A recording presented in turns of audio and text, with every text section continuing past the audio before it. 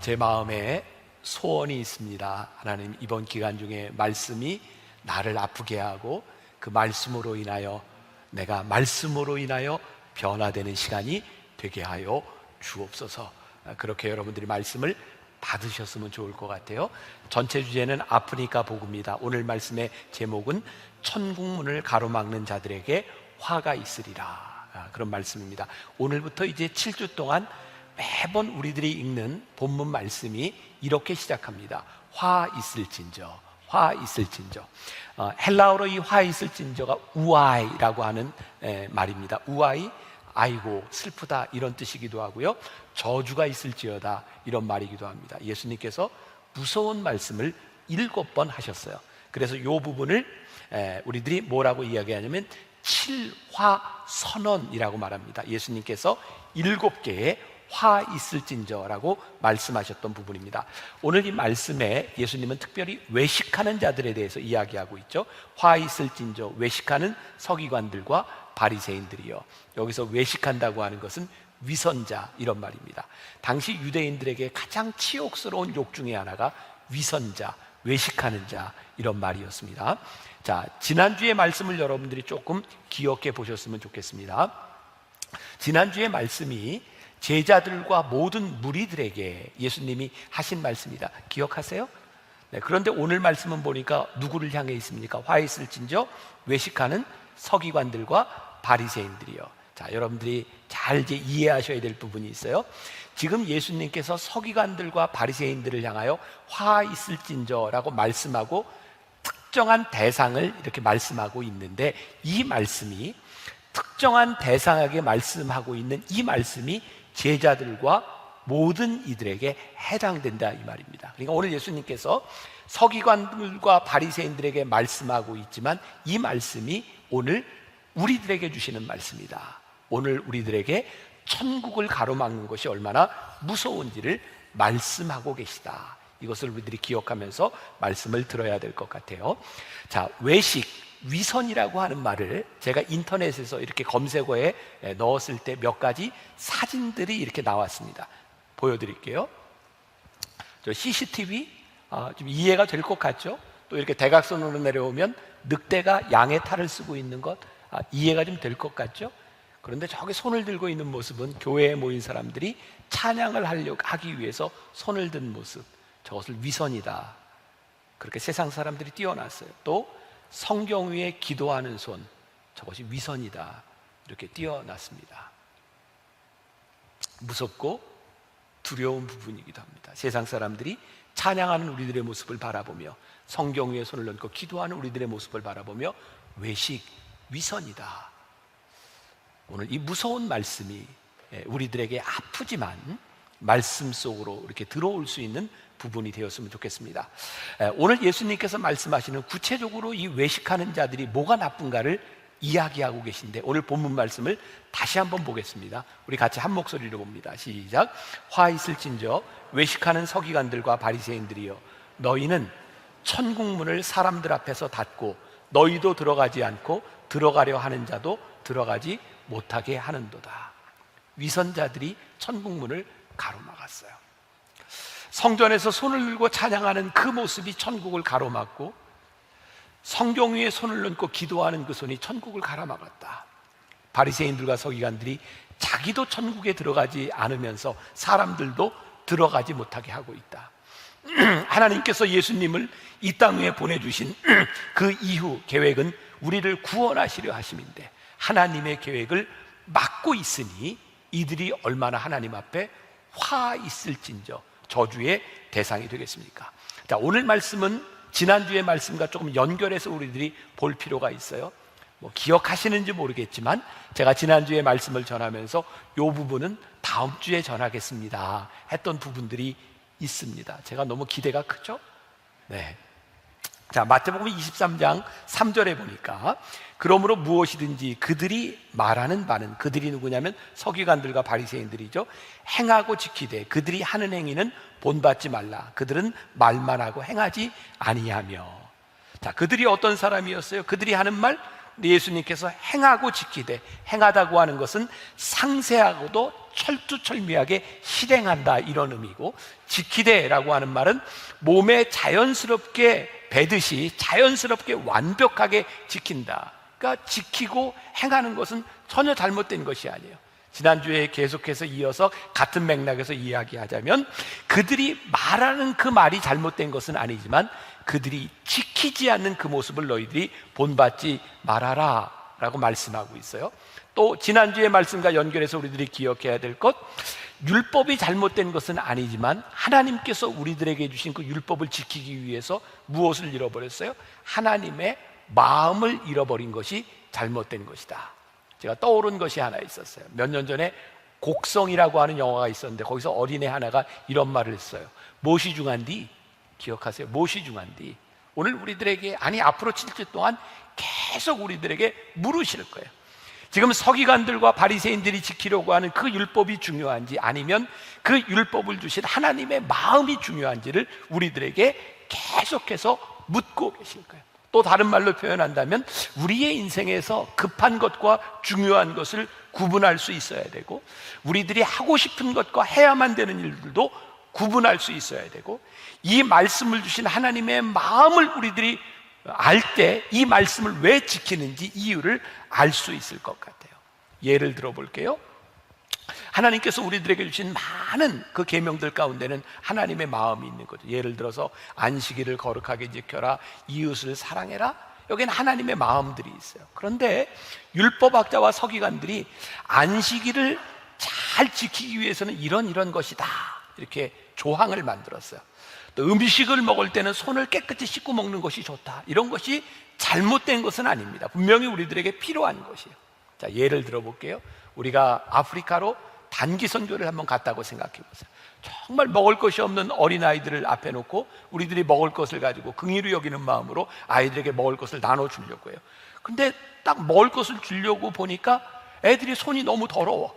그래서 음식을 주기 전에 우리가 이야기합니다. 얘야, 손 씻고 와라. 너희들 그런 손으로 먹으면 안 된다. 손 씻고 와라.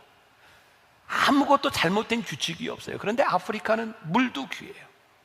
그리고 이 아이들에게 지금 필요한 건 손 씻는 것보다 당장 굶주리는 이 상황 가운데 먹는 게 훨씬 더 중요할지 몰라요. 근데 우리들이 살아왔던 우리들의 관념 가운데 위생이 참 중요해서 물도 없는 아이들에게 손을 씻고 와라 라고 한다면, 그 아이들을 위하는 것이 아니라 우리들의 율법과 우리들의 규칙이 될 수도 있는 거죠. 좋은 예인가요? 아닌가요? 아니, 표정을 볼 수가 있어야죠. 네. 우리들이 가지고 있는 규칙, 그 율법보다 더 중요한 것이 있다. 그것은 뭐냐면, 그것을 우리들에게 주셨던 하나님의 마음, 사랑이 우리들 가운데 있어야 된다.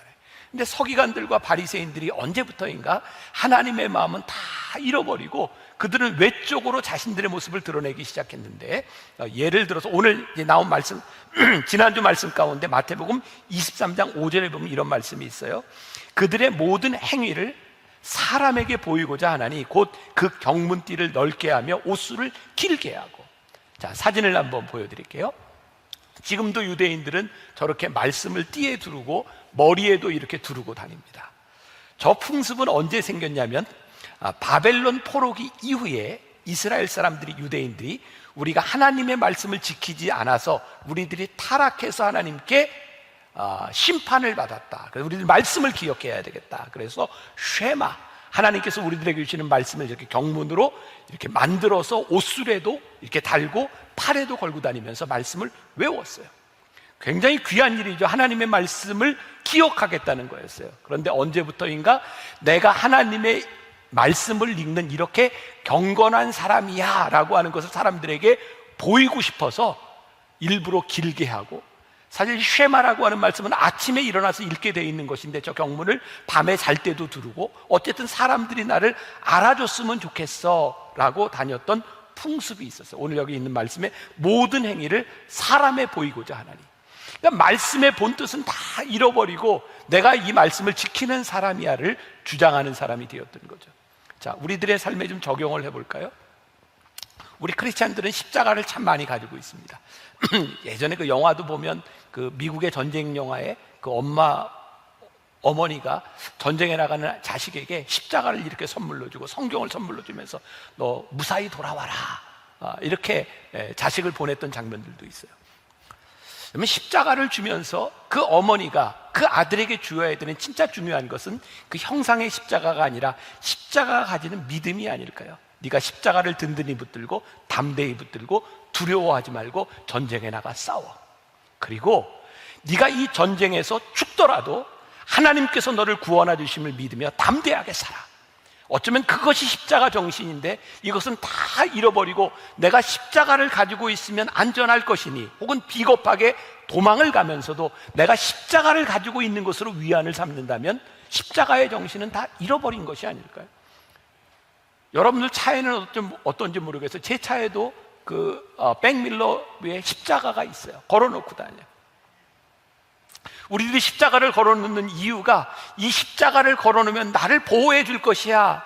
사실은 이것이 아니라 십자가를 걸어놓고 운전을 하면서 내가 하나님을 믿는 사람으로서 내가 어떻게 운전을 하고 어떻게 에티켓을 지키고 내가 어떻게 신앙인으로 살아가야 될지, 그 십자가의 마음이 우리들에게 들어오지 않고 십자가를 걸어놓으면 이 십자가가 나를 지켜줄 것이야 라고 생각한다면 우리는 서기관들과 바리새인들처럼 외적인 것에 치중하는 사람들이 되어버린 거죠. 또 이런 예를 들을 수 있을 것 같아요. 이번에 저희가 온라인으로 새벽 예배를 드리며 특세를 하면서 성만찬을 냈던 걸 기억하실 거예요. 집에서 성만찬을 준비하고 제가 여기에서 중계되는 가운데서 이렇게 성찬을 하면서 여러분 성만찬에 참여합시다. 그때 한 원로 장로님이 사진을 하나 올려주셔서 제가 굉장히 감동적이었어요. 그 새벽에 성찬상을 앞에 놓고 양복을 입고 넥타이를 메고 경건하게 앉아있는 그 장로님을 보면서 저 속으로 이렇게 생각했어요. 야, 장로님 맞다. 진짜 훌륭하다. 그분의 신앙이 정말 제가 생각할 때, 야, 정말 저 자리를 저렇게 경건하게 지키려고 하는 건 참 귀하다. 그런데 이건 만일이에요. 그분이 그렇지 못한 누군가를 향해서, 아마 우리들의 상황이 다 다르니까 어쩌면 아침에 일어나는 것도 참 버거운 사람도 있을 거고, 어쩌면 극단적으로 얘기해서 양복을 입을 수 있는 상황이 아닌 사람도 있을 텐데, 네가 나와 같은 옷차림으로 예배하지 않는 것을 보니 너는 경건하지 못하다라고 손가락질을 하고 지적질을 하고 있다면, 이분의 신앙이 잘못된 것은 아닌데 그 순간부터 천국문을 가로막는 화 있을진저라고 하는 그 예수님의 저주의 대상이 될 수는 있는 것은 아닐까. 그러니까 굉장히 우리들이 무서운 마음으로 이 말씀을 보아야 되는데, 우리들이 가지고 있는 지식이 잘못된 것이 아니라 잘못하면 그 지식의 교만으로 인하여 천국문을 닫을 수 있다는 거예요. 자, 화 있을진저 천국문을 사람들 앞에서 닫는 자들이요. 당시의 서기관들과 바리새인들은요, 지금 생각하는 이 정도의 목사와 교인들의 이런 상황이 아니라 그들의 삶을 지배하는 위치에 있었어요. 그들이 규칙을 지켜놓고, 여러분들은 제 말 참 잘 안 듣잖아요, 그죠? 그런데 이 당시에는 바리새인들과 서기관들의 말을 잘 듣지 않으면 공동체 생활을 할 수 없으니까 그들이 규칙을 만들어 놓고 그들의 삶을 지배하고 있었어요. 수많은 규칙을 만들어 놓고 그들이 신앙의 경건을 유지한다고 생각했지만 사실은 그것으로 인하여 사람들이 힘들어했고 천국문을 가로막는 자들이 되었어요. 제가 지난주에도 소개했던 책이 있습니다. 박양규 교수가 쓴 중세교회의 뒷골목 풍경. 여러분들 이번 코로나 기간을 지나가면서 한번 이렇게 재미있게 읽어봐도 좋은 책입니다. 거기에 아주 중요한 역사적 사건이 하나 나와 있어요. 자, 이제 이전에 학창시절에 세계사를 배웠던 그 기억을 한번 되살려 보세요. 1077년 이 세계사에 굉장히 중요한 사건이 하나 있었습니다. 그게 카노사의 굴욕이라는 사건이에요. 당시 중세시대에는 황제와 그리고 교황이 권력을 가지고 굉장히 많은 암투가 있었습니다. 누가 권력을 잡을 것인가. 그런데 1077년 카노사라는 성 앞에서 겨울에 당시에 하인리 4세 황제가 그레고리 7세 황제 앞에 무릎을 꿇고 잘못을 비는 사건이 있었습니다. 이게 카노사의 굴욕입니다. 이 책에서는 뭐라고 이야기하냐면, 당시 유럽은요 기독교 국가였거든요. 황제도 교황도 동일하게 하나님의 영광을 위하여 이야기했다는 거예요. 그런데 하나님의 영광을 위하여 하나님의 말씀을 인용했던 그들에게 하나님의 영광이 나타났던 것이 아니라 그들의 권력을 잡으려고 그들은 하나님의 영광을 이용하고 있었어요. 죄송합니다. 위선자들이 가장 많이 사용하는 말 가운데 하나가 하나님의 영광을 위하여 라는 말인 것 같아요. 어쩌면 진실한 신앙인들에게서도 이 말이 유효하지만 위선자들이 제일 많이 쓰는 것이 하나님의 영광을 위하여, 하나님의 영광을 위하여 하는 일이 하나님의 마음을 아프게 해요. 하나님의 영광을 위하여 하는 일 가운데 복음의 능력이 사라지고 있어요. 제가 이 말씀을 참 아프게 우리들이 받아들여야 된다고 하는 것이 저와 여러분들 모두를 통틀어서 우리들이 하나님을 믿고 있고 내가 하나님의 말씀대로 살아가고 있다고 생각하는 우리들이 하나님의 마음을 아프게 하고 하나님의 영광을 가리는 것은 아니지. 결국 이것은 지식에 대한 문제가 아니라는 거예요. 당시 중세의 교황들 또 중세의 성직자들, 그들은 자기들이 지식을 아주 독점하고 있는 사람이었어요. 어떤 지식? 성경에 대한 지식. 우리들이 잘 알잖아요. 말틴 루터가 종교개혁하기 이전에 일반 평민들은 성경을 읽지 못했어요. 왜냐하면 성경이 다 라틴어로 되어 있었거든요. 당시 성직자들, 라틴어를 배운 사람들이 아니고는 성경을 읽을 수조차 없었어요. 그들은 성경의 지식을 독점하고 있는 사람들이었는데 그 사회가, 그 종교 권력이 타락했던 것을 보면 2000년 전이나 중세시대나 그들이 가지고 있는 지식에 대한 문제가 아니라 그 말씀을 우리들에게 이야기하고 계시는 하나님의 마음이 우리들에게 없으면 우리들의 지식이 얼마나 교만하며 천국문을 가로막을 수 있는지 무서운 말씀을 하고 계신 거예요. 자, 이제 제가 오늘 이 말씀을 적용해 가려고 합니다. 오늘 말씀을 제일 잘 적용할 수 있는 부분이 어디냐면 고린도전서 8장에 사도 바울이 우상 제물을 가지고 논쟁을 벌인 부분에 있어요. 자, 이제 저와 함께 이제 좀 따라오세요. 고린도전서 8장 1절 말씀을 보겠습니다. 같이 봉독합니다. 시작.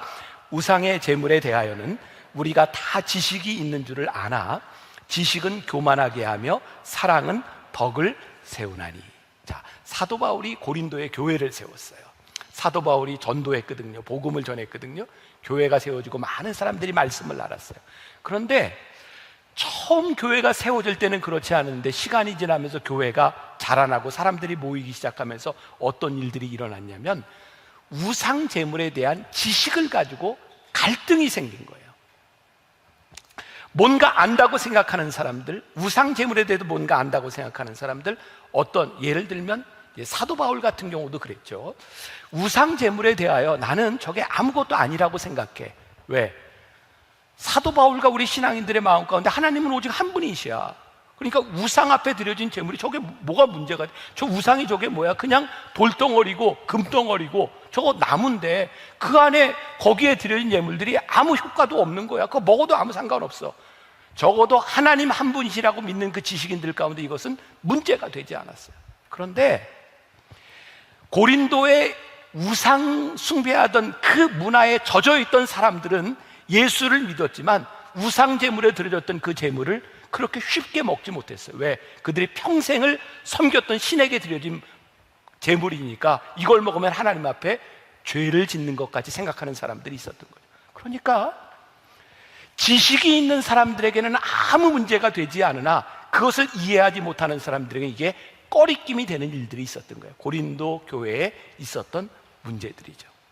혹시 여러분들 기억하실지 모르겠습니다. 제가 벌써 한 3년이 넘었네요. 제가 예배를 마치고 나갈 때 저를 굉장히 당황스럽게 했던 일들이 있었어요. 저 뒤에 지금 저 카메라 있는 저 자리쯤 갔을 때 한 청년이 저를 붙들고 이렇게 얘기했어요. 목사님, 저 살고 싶어요.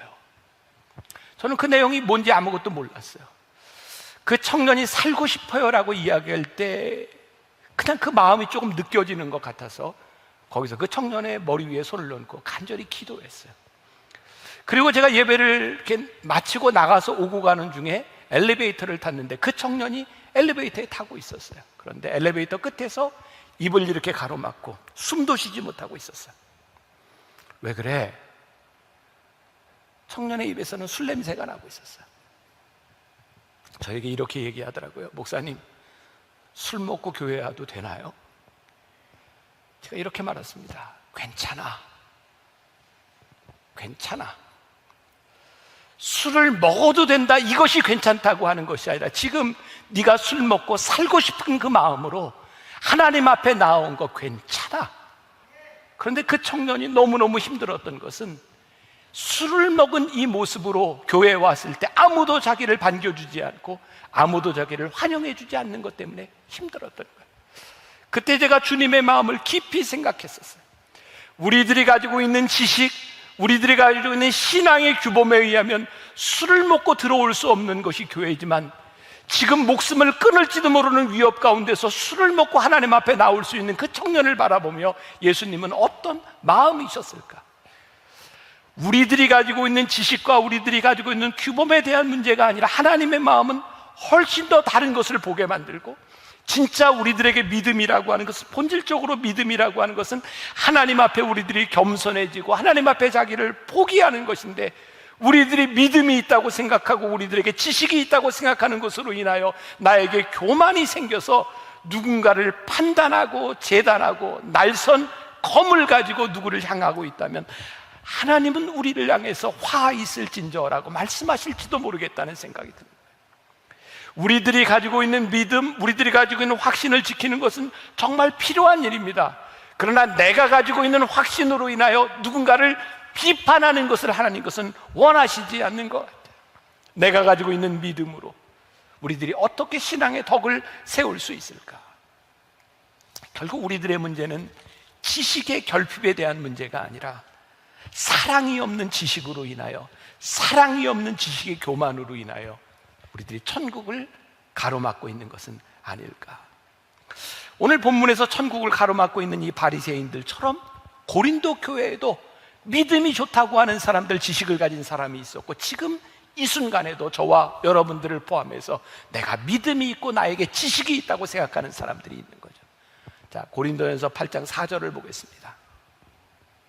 그러므로 우상의 제물을 먹는 일에 대하여는 우리가 우상은 세상에 아무것도 아니며 또한 하나님 한 분밖에 없는 줄 아노라. 자, 사도 바울과 그 믿음이 있는 사람들이 어떤 지식을 가지고 있어요? 우상이고 아무것도 아니다. 자, 그런데 고린도전서 8장 7절 말씀으로 가보세요. 자, 중요한 말씀입니다. 그러나 이 지식은 모든 사람에게 있는 것이 아니므로 어떤 이들은 지금까지 우상에 대한 습관이 있어 우상의 제물로 알고 먹는 거로 그들의 양심이 약하여지고 더러워지느니라. 이해가 다 되셨죠? 우리는 이런 지식을 가지고 있으나 오랫동안 우상의 습관에 절어있던 사람들은 그것을 그렇게 먹을 수 없었다는 거예요. 사도 바울의 마음 가운데 뭐가 들어왔냐면, 우리들이 알고 있는 지식보다 더 중요한 것이 있는데 아직 그런 지식을 가지지 못함으로 인하여 힘겨워하고 있는 그 사람들을 바라볼 수 있는 마음이 있었으면 좋겠다. 이 시간에도 채팅을 하면서 이렇게 예배드리는 분들이 있을 거예요. 그래요, 이 말씀이 좀 마음을 좀 불편하게 할지도 모르겠어요. 저도 지난 몇 주 동안 여기에 앉아서 채팅을 하면서 어떻게 예배를 드리면, 저도 같이 예배를 드렸거든요. 그 채팅창에 가끔 글을 올리는 사람들을 보면 정말 그런 게 느껴져요. 아, 저 사람은 저기에서 자기의 지식을 자랑하고 있구나. 참 지적을 많이 해요. 지적하는 것이 틀린 말은 아니거든요. 왠지 기분이 나빠요. 왜? 느껴지는 거야. 저 사람은 지식을 자랑하고 있구나. 하나님이 더 잘 아시지 않을까요? 내가 지금 믿음으로 하는 일인지 아니면 네 지식을 자랑하기 위해서 누군가를 아프게 하고 있는 것은 아닌지 하나님이 더 잘 아시지 않을까요? 사도 바울이 이야기하는 거예요. 여러분들의 지식에는 문제가 없으나 그것을 받아들이지 못하는 아직은 양심이 부족한 그 사람들을 위하여 여러분들이 어떻게 해야 되겠습니까? 사도 바울의 마음 가운데는 혹시라도 우리들이 하나님을 믿는 믿음이 약한 사람들에게 상처가 되지 않도록 하고 싶은 마음. 그래서 사도 바울의 신학을 이렇게 이야기합니다. 그리스도의 중심한 은혜의 신학. 그리스도의 중심한 은혜의 신학. 우리들에게 주어진 것이죠. 지식에도 불구하고 겸손하게 천국의 문을 여는 자들이 될 것인가, 아니면 우리 지식의 교만으로 천국 문을 닫는 자들이 될 것인가. 사도 바울이 염려했던 것, 자신이 옳다고 생각하는 것을 전파하기보다 그것을 받아들이지 못하는 사람들의 마음이, 하나님 아버지의 마음이 들어왔을 때 무엇이 중요한지를 고민할 수 있는 사람이 되는 것. 여러분들이 신앙생활하면서 혹시 그런 거를 바라고 있지 않나라는 생각이 들어요. 어떤 것이냐면, 저기 설교하는 목사님이 우리들에게 좀 명확하게 지침을 좀 내려줬으면 좋겠어. 이 코로나 때도 이게 교회에 와야 되는 건지 말아야 되는 건지, 어떻게 예배를 드려야 되는 건지 지침을 좀 내려줬으면 좋겠어. 저는요, 제가 이런 걱정까지 해야 되나라는 생각이 들지만, 오늘 여기 있는 여러분들이 예배를 드리는 이 모습을 보면서 어쩌면 저렇게 온라인으로 예배를 드리는 사람이 그렇게 얘기하지만, 꼭 거기까지 와서 예배를 드려야 돼? 그런가 하면 반대로 여기서 예배를 드리는 사람들이 여기에 참여하지 않은 사람들을 바라보며, 그렇게 용기가 없어? 그렇게 믿음이 없어? 이렇게 얘기할지도 모른다는 생각이 들어요. 그런데요, 우리들이 그렇게 얘기하는 것보다 더 중요한 것이 있는데, 오늘 여기에서 예배드리지 못하는 사람들의 심정과 거기에서 예배드릴 수밖에 없는 사람들의 심정이 우리들의 마음속에 들어오기 시작할 때, 우리의 지식이 아니라 하나님의 마음으로 볼 수 있는 자들이 되지 않을까. 사도 바울이 고린도전서 8장 11절에서 이렇게 얘기하고 있어요. 그러면 내 지식으로 그 믿음이 약한 자가 멸망하나니 그는 그리스도께서 위하여 죽으신 형제라. 재물 문제를 놓고 이야기하고 있지만, 너희들이 네 지식으로 한 일을 가지고 저 믿음이 약한 자가 실족하고 멸망하게 된다면 그 사람이 누군지 아니? 그리스도께서 그를 위하여 죽으신 그리스도의 형제야. 그러니까 우리들에게 굉장히 두려운 거예요. 내가 가지고 있는 지식과 내가 가지고 있는 믿음을 가지고 누군가를 멸망하게 하는 사람이 되는 것, 그것이 얼마나 무서운 일인지 몰라요. 당시 바리새인들과 서기관들은 자기들이 가지고 있는 지식에 당당했어요. 자랑스러워했어요. 그런데 그렇지 못한 사람들을 경멸했어요. 예수님께서 그들을 향해 말씀하세요. 화 있을진저 너희들이 천국문을 가로막고 있구나. 제가 수년 전입니다. 제가 어떤 목사님과 함께 분당에서 식사를 하게 되었습니다. 근데 저에게 조금 당황스러운 상황이 펼쳐졌어요. 그 목사님이 식사를 하면서 그 식당 주인에게 이렇게 인사를 하는데, 권사님 그렇게 인사를 하더라고요. 주문하고 앉았는데 이 목사님이 그 권사님을 불러서 여기 맥주하고 그 와인을 좀 주세요. 그리고 이제 시켰어요. 제가 조금 당황스러웠어요. 야, 이게 식사하는데 와인하고 맥주가 있는데 혹시라도 우리 교인들이 이거 보면 주일날 은혜가 안 될 텐데, 제가 먹는 게 아니라 제 상에 있는 것만 봐도 우리 교인들에게 은혜가 될 것 같지 않았어요. 여러분, 제가 분명히 이야기하는데, 와인을 먹고 맥주를 먹는다고 이게 우리의 구원에 관계되거나 신앙의 본질에 관계된 부분은 아닙니다. 먹을 수도 있고 안 먹을 수도 있어요. 제가 술을 먹지 않는 이유, 제일 중요한 이유는 저의 신앙에 대한 문제보다는 우리 교인들이 술 먹는 목사를 별로 좋아하지 않아서, 제가 술 먹고 설교하면, 술 먹는 목사가 설교하면 은혜를 받지 못할까 봐 안 먹습니다. 그것이 죄에 대한 문제라기보다는 우리 교인들의 유익을 위하여 저는 술을 먹지 않는 사람이에요. 근데 그 상황에서 그 목사님이 이렇게 술을 이렇게 시켜놓고 먹게 된 그 상황에서 저를 바라보면서 그런 표정이었어요. 아니, 목사님은 아직도 이런 게 극복이 안 돼? 아마 그 목사님의 신앙에 의하면 술, 맥주, 포도주 이런 거 별로 문제가 되지 않는다고 생각했어요. 근데 저에게 아쉬운 마음이 하나 있어요. 목사님에게는 그것이 아무 문제가 되지 않을지 모르지만, 분당에서 목회를 하고 있는 저를 향한 조금의 배려가 있으면 좋지 않았을까요? 그 다음부터 제가 그 목사님과 함께 식사를 하지 않습니다. 그 목사님의 지식이 잘못된 것이 아니라 함께 식사하고 있는 사람에 대한 배려가 있었더라면 훨씬 더 좋지 않았을까요? 오늘 우리 신앙의 문제들 가운데 가장 중요한 문제가 그런 것이 아닐까. 나는 틀리지 않았어요.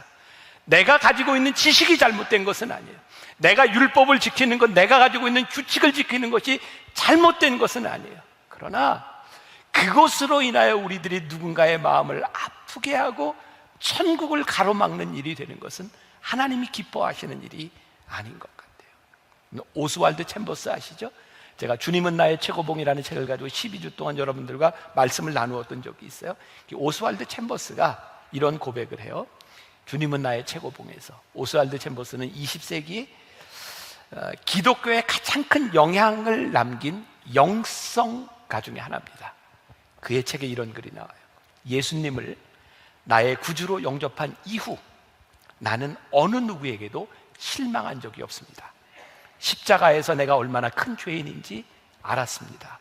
나는 어느 누구에게도 비판은커녕 실망할 자격도 없는 죄인입니다. 진정으로 하나님의 은혜를 경험한 사람이라면 그 은혜로 말미암아 누구도 비판할 자격이 없다는 것을 고백합니다. 이것이 겸손이고, 이것이 신앙이고, 이것이 믿음이고, 이것이 천국을 여는 것이죠. 우리가 가지고 있는 믿음을 가지고 우리들이 천국문을 닫을 것이냐, 천국문을 열을 것이냐, 오늘 예수님께서 우리들에게 물으시는 거예요. 예수님이 공생애를 지나시는 동안 제일 많은 논쟁 중에 하나가 안식일에 대한 논쟁이었어요. 기억하시죠? 안식일에 38년 된 환자를 고치셨을 때 서기관들과 바리새인들이 예수님께 와서 이렇게 했어요. 당신은 왜 안식일에 일을 하는 겁니까? 예수님께서 안식일에 손 마른 자를 고치셨을 때 사람들이 예수님을 비난했어요. 왜 안식일에 이런 일을 하는 겁니까? 예수님께서 그렇게 말씀하시잖아요. 안식일이 너희를 위하여 주신 것인데 38년 된 환자를 바라보는 하나님 아버지의 마음이 너희들에게는 보이지 않니? 안식일을 지키는 것보다 더 중요한 것이 그 안식일을 만드신 하나님 아버지의 마음이 우리들에게 보여져야 되지 않겠니? 저는 우리가 신앙생활을 하면서 진짜 중요한 게 있다고 생각하거든요. 신앙은 하나님 앞에서, 하나님의 말씀 앞에서 늘 우리를 바라보는 거예요. 하나님, 이 말씀을 우리들에게 주신 하나님의 마음이 무엇이죠? 하나님의 마음을 생각하면 우리는 쉽게 그렇게 누군가를 비난하지 못합니다. 여러분들이 생각할 때 주일날 저는 안식이 돼요, 안 돼요? 그런 거 한 번도 생각 안 해보시죠? 저 주일 잘 지키나 몰라. 우리 목회자들, 교회 직원들은 어떻게 하나 몰라. 그런데요, 여러분들이 생각할 때, 우리 그냥 생각할 때 저는 일하고 있잖아요. 지금 설교하고 있잖아요. 근데 이게 안식일을 어기는 것이 아니라 저에게 제일 큰 기쁨이 뭔지 아세요? 설교하고 예배를 준비하고 함께 예배를 드리며 여러분들이 하나님을 예배하는 이 모습, 우리들이 은혜를 받는 이것보다 저에게 더 큰 기쁨과 감사가 없는 거예요. 일하는 것에 대한 어려움에 대한 문제가 아니라 이 일에 대한 기쁨이 저에게 있는 거거든요. 우리들이 그렇게 쉽게 이야기할 수 있는 것이야. 여기 율법학자들, 서기관들, 바리새인들, 그들은요 율법을 지키고 안식일을 지키면 되는 사람들이에요. 그런데 그 당시에도 율법을, 아니 안식일을 지킬 수 없는 상황 가운데 있는 아프고 힘든 사람들이 있었어요. 그들에게 안식일을 지키는 것보다 더 중요한 것이 안식일을 지킬 수 없는 사람들의 마음이 그들에게 보여졌더라면 그들이 그렇게 누군가를 쉽게 정죄했을까? 헌금? 좋은 일이죠. 그런데 헌금을 드리고 싶어도 드리지 못하는 사람들의 마음이 보여줘야 그 사람들을 위해서 기도할 수 있지 않겠어요? 교회에서의 헌신과 섬김? 귀하죠. 근데 우리들이 누군가를 향해 그렇게 쉽게 손가락질할 수 없는 거예요. 정말 섬기고 싶어도 건강이 허락되지 않는 사람, 시간이 허락되지 않는 사람. 여러분, 이 이야기가 누군가에게 핑계거리를 주고 잘 헌신하고 잘 섬기는 사람들에게 그 사람들을 비난하고자 하는 이야기가 아니라 내가 하나님 앞에서 믿음으로 결단한 그것이 귀한 것이지, 내 믿음의 결단을 가지고 누군가를 정죄하고 누군가를 향해 칼날을 휘두르지 말아라. 참 무서운 얘기잖아요. 복음은, 하나님의 말씀은 늘 우리들에게 내가 하나님 앞에 서라, 그리고 하나님 앞에서 내가 결단해라, 이렇게 말씀하고 있습니다.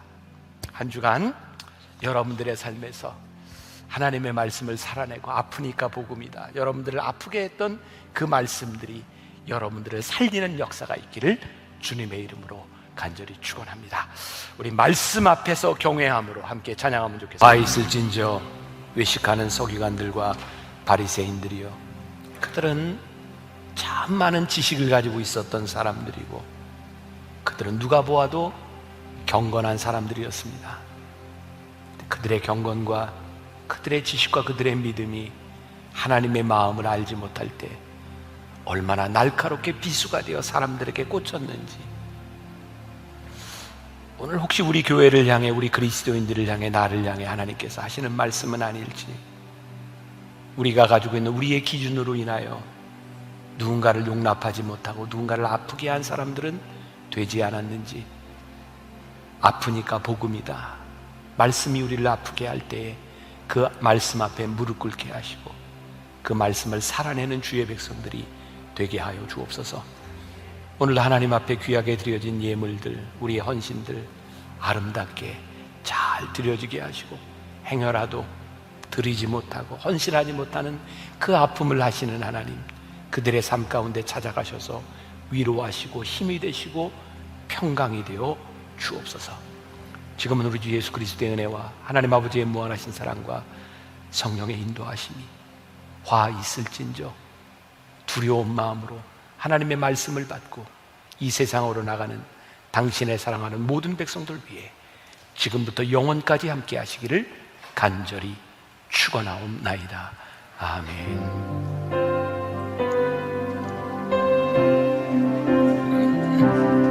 오늘 우리에게 주시는 하나님의 말씀은 고린도후서 12장 7절에서 10절입니다. 여러 계시를 받은 것이 지극히 크므로 너무 자만하지 않게 하시려고 내 육체의 가시 곧 사탄의 사자를 주셨으니 이는 나를 쳐서 너무 자만하지 않게 하려 하심이라. 이것이 내게서 떠나가게 하기 위하여 내가 3번 주께 간구하였더니 나에게 이르시기를 내 은혜가 내게 족하도다. 이는 내 능력이 약한 데서 온전하여 짐이라 하신지라. 그러므로 도리어 크게 기뻐함으로 나의 여러 약한 것들에 대하여 자랑하리니 이는 그리스도의 능력이 내게 머물게 하려 함이라. 그러므로 내가 그리스도를 위하여 약한 것들과 능력과 궁핍과 박해와 곤고를 기뻐하노니 이는 내가 약한 그때의 강함이라.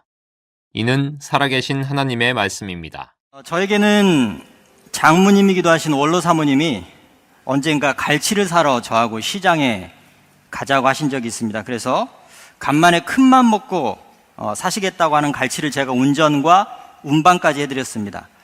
그래서 저녁에 갈치 반찬이 나왔습니다. 정말 맛있고 좋았습니다. 여기까지는. 근데 그 다음에 뒤늦게 들어온 담임 목사님한테 갈치를 주시는데 제가 먹었던 것보다 더 가운데 토막에 두툼하고 큰 갈치를 내주시는 겁니다.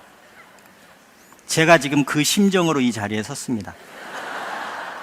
지지난주에 담임 목사님은 힘드실 것 같아서 원로 사모님이 배려를 해주셨다고 하시는데 저는 1년 전에 이미 약속한 목사님께서 갑자기 펑크를 내시는 바람에 이 자리에 섰습니다. 이게 아들과 사위의 차이입니다. 여기 계신 사위 여러분 힘내시기 바랍니다. 오늘 복날입니다. 장모님들께 씨암탉 꼭 잡아달라고 하셔서 맛있게 드시고 올 여름을 아들보다 더 건강하게 날 수 있도록 축원합니다. 사위 안 계세요? 대부분 사위실 텐데. 지난주에 오대식 목사님은 당신께서 가르치는 은사가 있다 이렇게 말씀을 하셨는데 저에게도 은사가 한 가지가 있습니다. 땜빵. 저는 제가 가지고 있는 땜빵의 은사를 잘 활용해서 오늘 여러분들과 함께 즐겁게 그리고 은혜스러운 말씀을 나누도록 하겠습니다. 몇 주 동안 담임 목사님과 오대식 목사님 말씀을 통해서 성령이 뭐다, 성령의 본질은 뭐고 성령은 우리들에게 어떤 은혜를 끼치고 있는지를 잘 들었습니다. 말씀을 저도 준비하기 시작했습니다. 책도 보고 성경책도 읽고. 그런데 성령이라는 주제가 되게 힘든 거예요. 지난주 오대식 목사님도 저하고 얘기를 나눈 중에 그런 얘기를 하시더라고요. 성령이 주제만 아니면 당신이 만나기에 기쁘게 왔을 텐데 성령이 주제인 바람에 되게 무거운 발걸음으로 만나기를 오셨다. 저도 막상 설교를 준비하다 보니까 너무 힘들었어요. 그러다가 내가 어떤 자료나 어떤 것들을 가지고 설교를 준비하기보다는 오히려 묵상을 하자. 묵상을 시작하면서 제 머릿속에 맨 먼저 들었던 게 뭐였냐면 도대체 나에겐 성령이 뭐였나? 성령은 나에게 어떻게 임했었나? 성령이 임했을 때 나는 무엇을 느꼈었나? 제가 묵상 끝에 내린 해답은 은혜였습니다. 성령님은 은혜구나. 은혜는 하나님께서 주신 게 은혜입니다. 그리고 예수님께서는 본질 그 자체가 은혜입니다. 성령님께서는 그 은혜를 가장 확실히 우리들이 깨닫게 해주시는 분이 바로 성령님이십니다. 저에게 성령의 임재가 가장 강하고 확실하게 나타났을 때 했던 게 하나님 은혜 내려주셔서 감사합니다라는 고백이었습니다. 너무나 크고 너무나 놀라운데 어떻게 표현할 수가 없는 게 바로 은혜입니다. 목이 메고요, 가슴이 울컥하고 이유 없이 평안을 느꼈던 그 은혜 이야기를 오늘 여러분과 함께 나눠보려고 합니다. 특별히 3명의 여성 그리고 2명의 남성을 통해서 은혜 이야기를 풀어나가도록 하겠습니다. 오늘 설교는 논리적이거나 귀에 쏙쏙 들어오는 그런 설교는 아닐 겁니다. 사실 은혜는 논리에 맞지 않고요, 이해하는 것조차 불가능하기 때문입니다. 은혜는 불공평하고 은혜는 계산이 안 되며 은혜는 설명할 수도 없습니다. 그렇기 때문에 성령이 아니고서는 도저히 납득할 수도 깨달을 수도 없는 것이 바로 은혜입니다. 이 시간 말씀을 전하는 저나 말씀을 듣는 여러분 모두에게 성령님의 강한 임재를 통해서 은혜를 느끼는 시간이 되기를 주님의 이름으로 축원합니다. 먼저 첫 번째 여성입니다. 이 여성은 당시에 태어났던 그런 일반 여자들과 별반 차이가 없었습니다. 교육받을 가치도 없었고 하나의 인격으로 존중받을 이유도 없는 그런 여자아이로 태어났습니다. 학교도 제대로 다니지 못했고요, 20살이 되자 본인의 의지와는 관계없이 시집을 갔습니다. 남편은 서울에서 대학을 다니고 있었고 그 여인은 홀로 시댁에 남아서 끝없는 가사 노동을 담당하는 한 명의 일꾼에 불과했습니다. 엄동설안에 남편 없이 첫 아이를 낳았는데 방에 불조차 떼는 것이 허락되지 않아서 남편 없이 출산했던 첫 아이를 잃고 말았습니다. 죽은 아이를 끌어안고 우는 것밖에 할 수 없었던 게 그 여인의 사정이었습니다. 남편이 대학을 졸업하고 지옥 같은 시집살이를 벗어났습니다. 그런데 이번에는 지독한 가난이 그 여인을 옥죄어 왔습니다. 먹을 것이 없어 뒷산에 가서 나무를 캐다 독사에 물려 죽을 뻔도 했고요, 끼니를 잊지 못해 굶고 있는 자녀들을 위해서 친정에 가서 쌀을 구해 먹이기도 했습니다. 어느 날은 꼭 쌀밥을 해달라고 하는 아이가 집을 나가자마자 그네를 타다 사고로 일어서 쌀밥을 제대로 먹이지도 못한 채 황망하게 떠나보내는 그런 일까지 있었습니다. 시간이 지나고 세월이 가면서 새끼 발 먹을 만 하고 따뜻한 방에서 잠을 잘 수 있게 되었지만 사람들이 억울한 누명을 씌우고 뭐라고 해도 그저 묵묵히 참기만 하면서 이런저런 병이 들어 병치레로 나날을 보냈습니다. 마음 편히 떠들 수 있는 친구 한 명이 없었고 돈 버는 일, 가족을 돌보는 데는 관심이 없었던 남편 덕에 평생 편하게 발을 내딛고 쉴 집조차 갖지 못했습니다. 못 배우고 못난 외모 때문에 사람들 앞에 나서는 것도 주저했습니다. 늘 바쁘다는 이유로 함께하지 않았던 남편은 뇌졸중으로 일찍 은퇴를 하고 그나마 몇 해 되지 않아 황망하게 세상을 떠났습니다. 그리고 몇 년 후 그 여인은 치매와 파킨슨 병을 앓았고 몇 년간의 투병 생활 끝에 얼마 전 세상을 떠났습니다. 참 세상에 이러한 기구한 운명이 있을까 싶은 이 여인은 생전에 저에게 이런 말씀을 하셨습니다. 나는 아무 자격이 없는데 하나님께서 너무나 많은 은혜를 주셨어. 나처럼 하나님의 은혜를 많이 받은 사람도 없을 거야. 내 평생 받은 그 은혜는 아무리 감사해도 아무리 고백해도 갚을 길이 없는데 어떡하나. 심지어 그 여인은 말하는 것조차 잃어버려 의사 표현을 못하는 상황에서도 마지막 몇 달 찬송만 옆에서 불러드리면 있는 힘껏 찬송을 따라했습니다. 그리고는 마지막 하나님 나라에 얼른 가고 싶다는 말대로 본인이 봉헌한 기도실에서 많은 사람들의 축복 속에 이 세상을 떠나게 되었습니다. 그 여인의 장례 기간 동안 남은 자녀들과 함께한 사람들은 그 여인과 함께하신 하나님의 은혜를 깊이 느낄 수 있었습니다. 그 여인은 바로 이분이십니다. 저는 장모님을 떠나보내고 하나님의 은혜 가운데 사셨다는 그분의 일생을 떠올려 봤습니다. 가난, 고통, 학력과 외모 컴플렉스, 사랑하는 자녀와 남편과의 사별, 그리고 질병 가운데서 끝까지 고백한 그 하나님의 은혜가 뭘까? 나 같으면 하나님의 은혜라 이렇게 고백할 수 없을 것 같은데 도대체 어떻게 그게 가능했을까? 이제 두 번째 여인입니다. 필립 얀시의 놀라운 하나님의 은혜라는 책에 소개된 이야기입니다. 덴마크의 가난한 어촌에 결혼하지 않고 오직 하나님께 헌신하는 목사의 두 딸이 있었습니다. 어느 날 아버지가 떠나고 교회를 지키고 있었는데 두 자매의 집 앞에 한 여인이 쓰러져 있습니다. 그녀의 이름은 바베트였는데 프랑스 내전을 통해서 모든 가족을 다 잃은 상태에서 종의 손에 이 바베트는 요리를 할 줄 압니다 라는 이 쪽지 하나 들고 이 어촌에 무릎 꿇고 누워 있었습니다.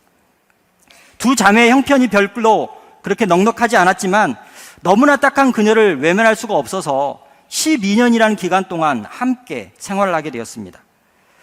바베트는 너무나 부지런했고 너무나 상냥해서 썰렁하기만 했던 이 어촌이 바베트 여인 하나만으로 해서 활기가 차게 되었고 너무나 행복한 삶을 누리게 되었습니다.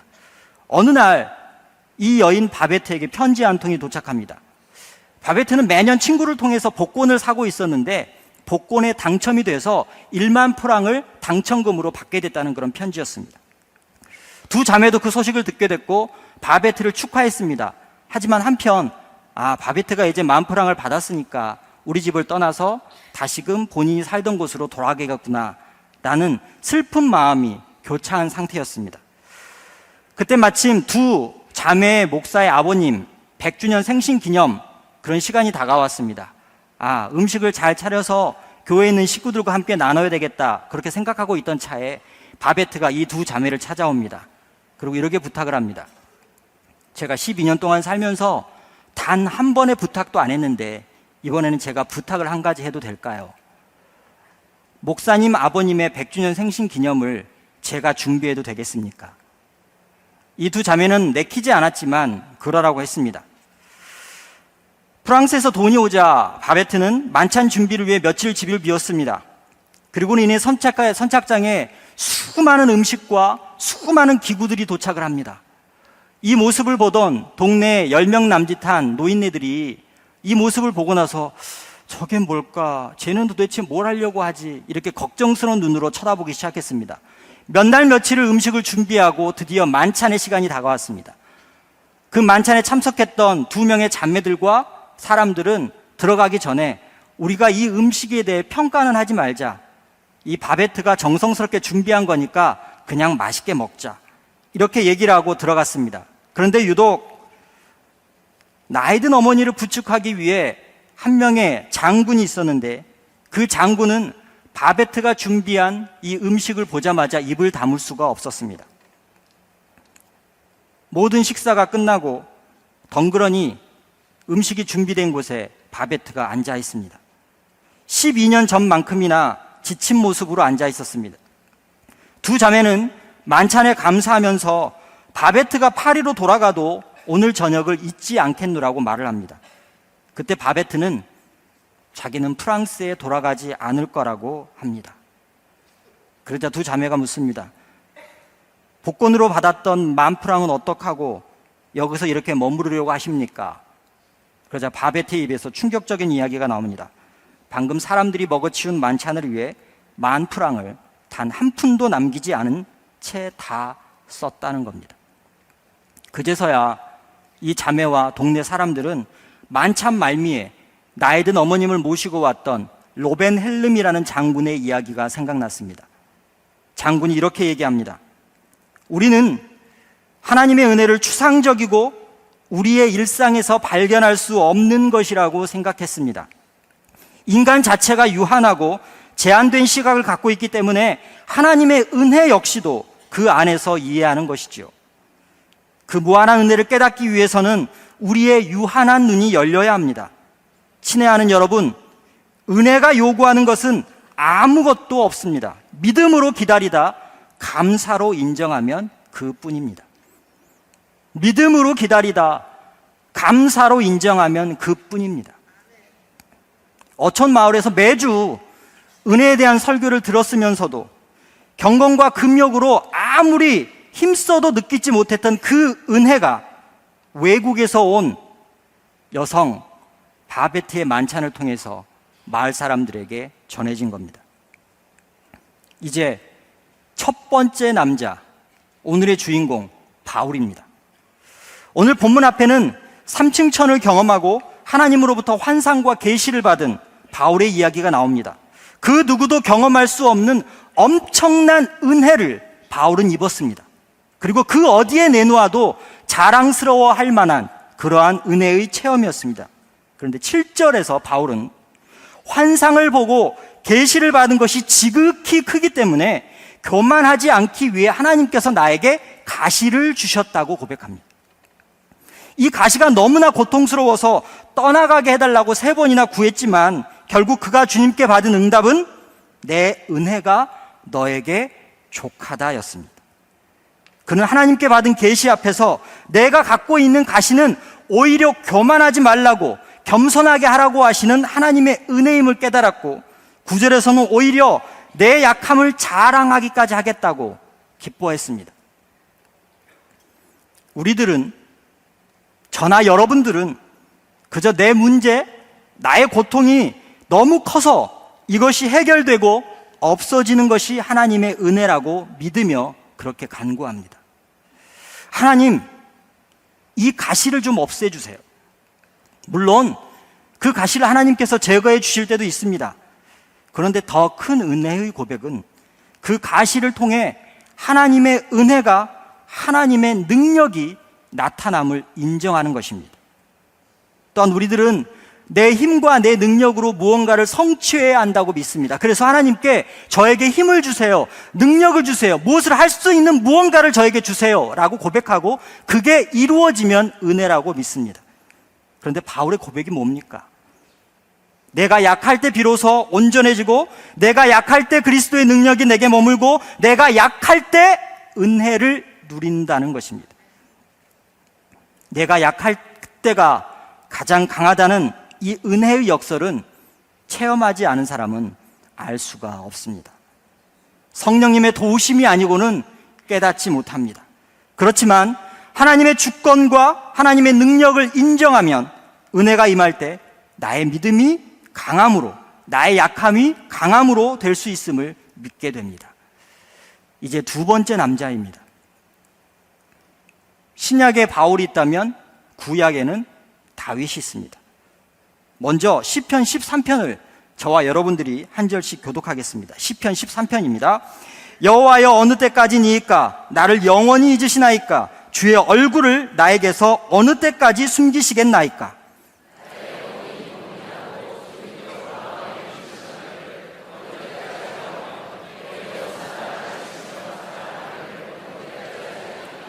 여호와 내 하나님이여, 나를 생각하사 응답하시고 나의 눈을 밝히소서. 두렵건대 내가 사망의 잠을 잘까 하오며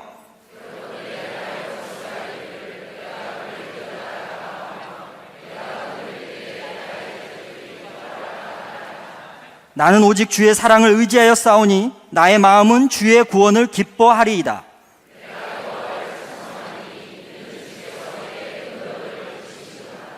아멘. 시편 13편을 묵상하면서 이건 다윗의 이야기가 아니라 내 이야기겠구나. 그리고 가장 마음에 와 닿는 표현이 어느 때까지니까 였습니다. 그리고 저는 거기에 하나를 더 붙였습니다. 왜 접니까? 지금 이곳에도 언제까지, 왜 접니까? 라는 질문을 안고 계신 분이 있을 겁니다. 지난 월요일 매일 기도회 말씀을 이 본문으로 했습니다. 말씀을 마치고 안수기도를 하는데 어떤 나이 지긋하신 어머님이 보통은 안수기도를 할 때 그냥 머리에 손을 얹고 제가 받은 말씀으로 안수기도를 하는데 그날 그분은 저에게 당신의 기도 제목을 알려주셨어요. 내 딸이 암에 걸렸는데 전이가 됐다. 고쳐달라고 기도를 좀 해달라. 그리고 기도를 했습니다. 그리고 다시 이렇게 돌아섰는데 강단에 2명의 엄마와 딸이 있었어요. 근데 제가 얼핏 그 아빠가 암에 전이되었다는 얘기를 들었고요.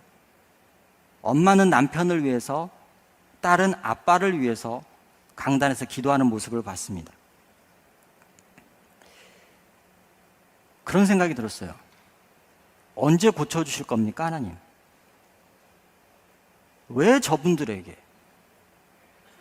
그 동일한 경험이 그분들뿐만 아니라 우리들에게도 있습니다. 지금 너무 경제적으로 힘들어서 내가 어떻게 앞으로 이 긴 인생을 헤쳐나갈까 걱정하시는 분들, 왜 접니까? 언제 이 문제를 해결해 주실 겁니까? 사랑하는 가족을 잃었어요. 왜 남들은 잘 사는데, 오손도손 단란하게 잘 사는데 왜 나는 일찍 내 사랑하는 가족을 데려가십니까? 라고 원망하고 계실 분도 있을 겁니다. 아니, 지금 이 순간 그 엄마처럼, 그 딸처럼 질병 때문에 사랑하는 사람을 잃을 수도 있다는 그 절박한 심정으로 기도하시는 분도 있을 겁니다. 제 눈에도 지금 몇 분이 보여요. 그분들 입에서 뭐라고 얘기가 나올까요? 언제? 왜 전데요? 사람들에게 배신당하고, 사랑하는 가족들에게 배신당하고, 절박한 심정으로 하나님 앞에 무릎 꿇고 기도할 때 뭐가 제일 먼저 나올까요? 언제 해결해 주실 건데요? 왜 전데요? 다윗도 하나님께 따지듯이 이야기합니다. 나를 잊었습니까? 왜 얼굴을 제게서 숨기십니까? 언제까지 그러실 겁니까? 이렇게 힘든데 알기는 하시는 겁니까? 하나님을 믿는 나는 이렇게 죽을 지경인 반면에 원수들은 저렇게 떵떵거리며 잘 사는데 언제까지 그걸 지켜보실 겁니까? 저를 사랑하는 하나님이 맞습니까? 하나님이 있기는 한 겁니까? 은혜스러운 이야기하다 갑자기 왜 불평의 이야기를 늘어놓는지 의아해 하시는 분들도 있을 것 같은데, 애통, 불명, 불만은 가장 인간적인 연약한 모습입니다. 본질적이면서 가장 자연스러운 겁니다. 하나님은 이것을 책망하지 않으십니다. 이것은 오히려 하나님에 대한 신뢰, 믿음의 관계를 가진 사람만이 할 수 있습니다. 탄식에는 원망과 불평뿐만 아니라 이미 그 안에 소망이 있기 때문입니다. 다윗 이전에 제가 3명의 사람에 대해서 얘기를 했습니다. 참 은혜스럽습니다. 그런데 나 같은 보통 사람들과는 좀 동떨어져 있다는 생각이 들지 않으셨습니까? 나 같으면 저 상황에서 저렇게 안 해. 나 같으면 불평불만하지, 하나님의 은혜가 너무나 커서 내가 어떻게 갚을 길이 없다 이렇게 고백하지 않을 거야. 나가 이렇게 힘들게 2 자매 밑에서 일하는데 복권 10,000프랑? 아유, 그거 가지고 이제 잘 먹고 잘 사면 되는데. 바울? 모든 곳을 다니면서 내가 하나님께 받은 그 은혜, 3층 천에 올라갔던 그 느낌, 하나님으로부터 환상과 계시를 떠벌리면서 기쁘게 살아갈 겁니다. 그런데 그 사람들은 그렇지 않았던 것 같아요. 그래서 초라해지기 짝이 없습니다. 근데 여러분 다시 한번 생각해 보세요. 저희 장모님 기도로 가장 많이 뭐 하셨는지 아세요? 신세 한탄하셨습니다.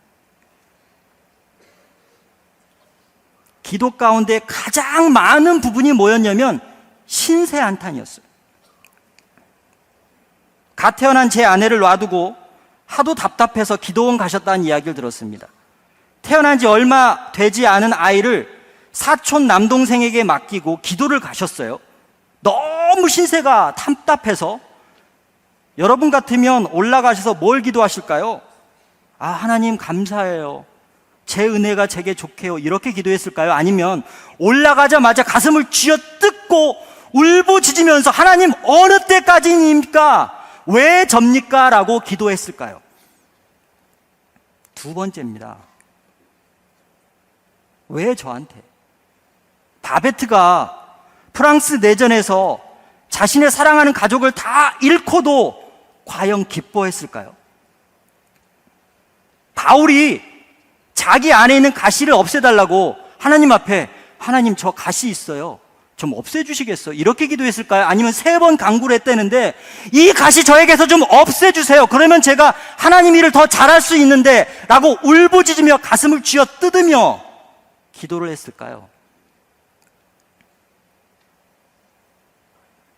제가 왜 이 불평과 불만에 대해서 말씀을 드리냐면 은혜를 누리려면 하나님의 은혜를 깨달으려면 그만한 대가가 필요한데 그만한 대가가 뭐냐면 내가 가지고 있는 모든 것들을 다 하나님 앞에 내어놓을 수 있는 믿음의 사람이어야 가능한 겁니다.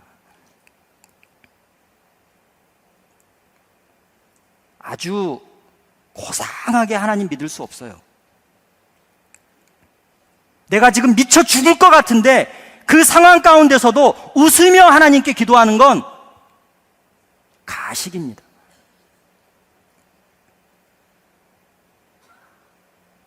다윗도 그랬는데요. 바울도 그랬을 텐데요. 이 세상 그 누구도 연약한 인간이라면 하물며 예수님도 이 잔을 내게서 떠나가게 해달라고 기도했던 그 예수님도 그랬는데 우리는 언제나 은혜 가운데 웃으면서 기쁘게 살아간다고요? 에이, 천만에요. 그럴 수 없어요.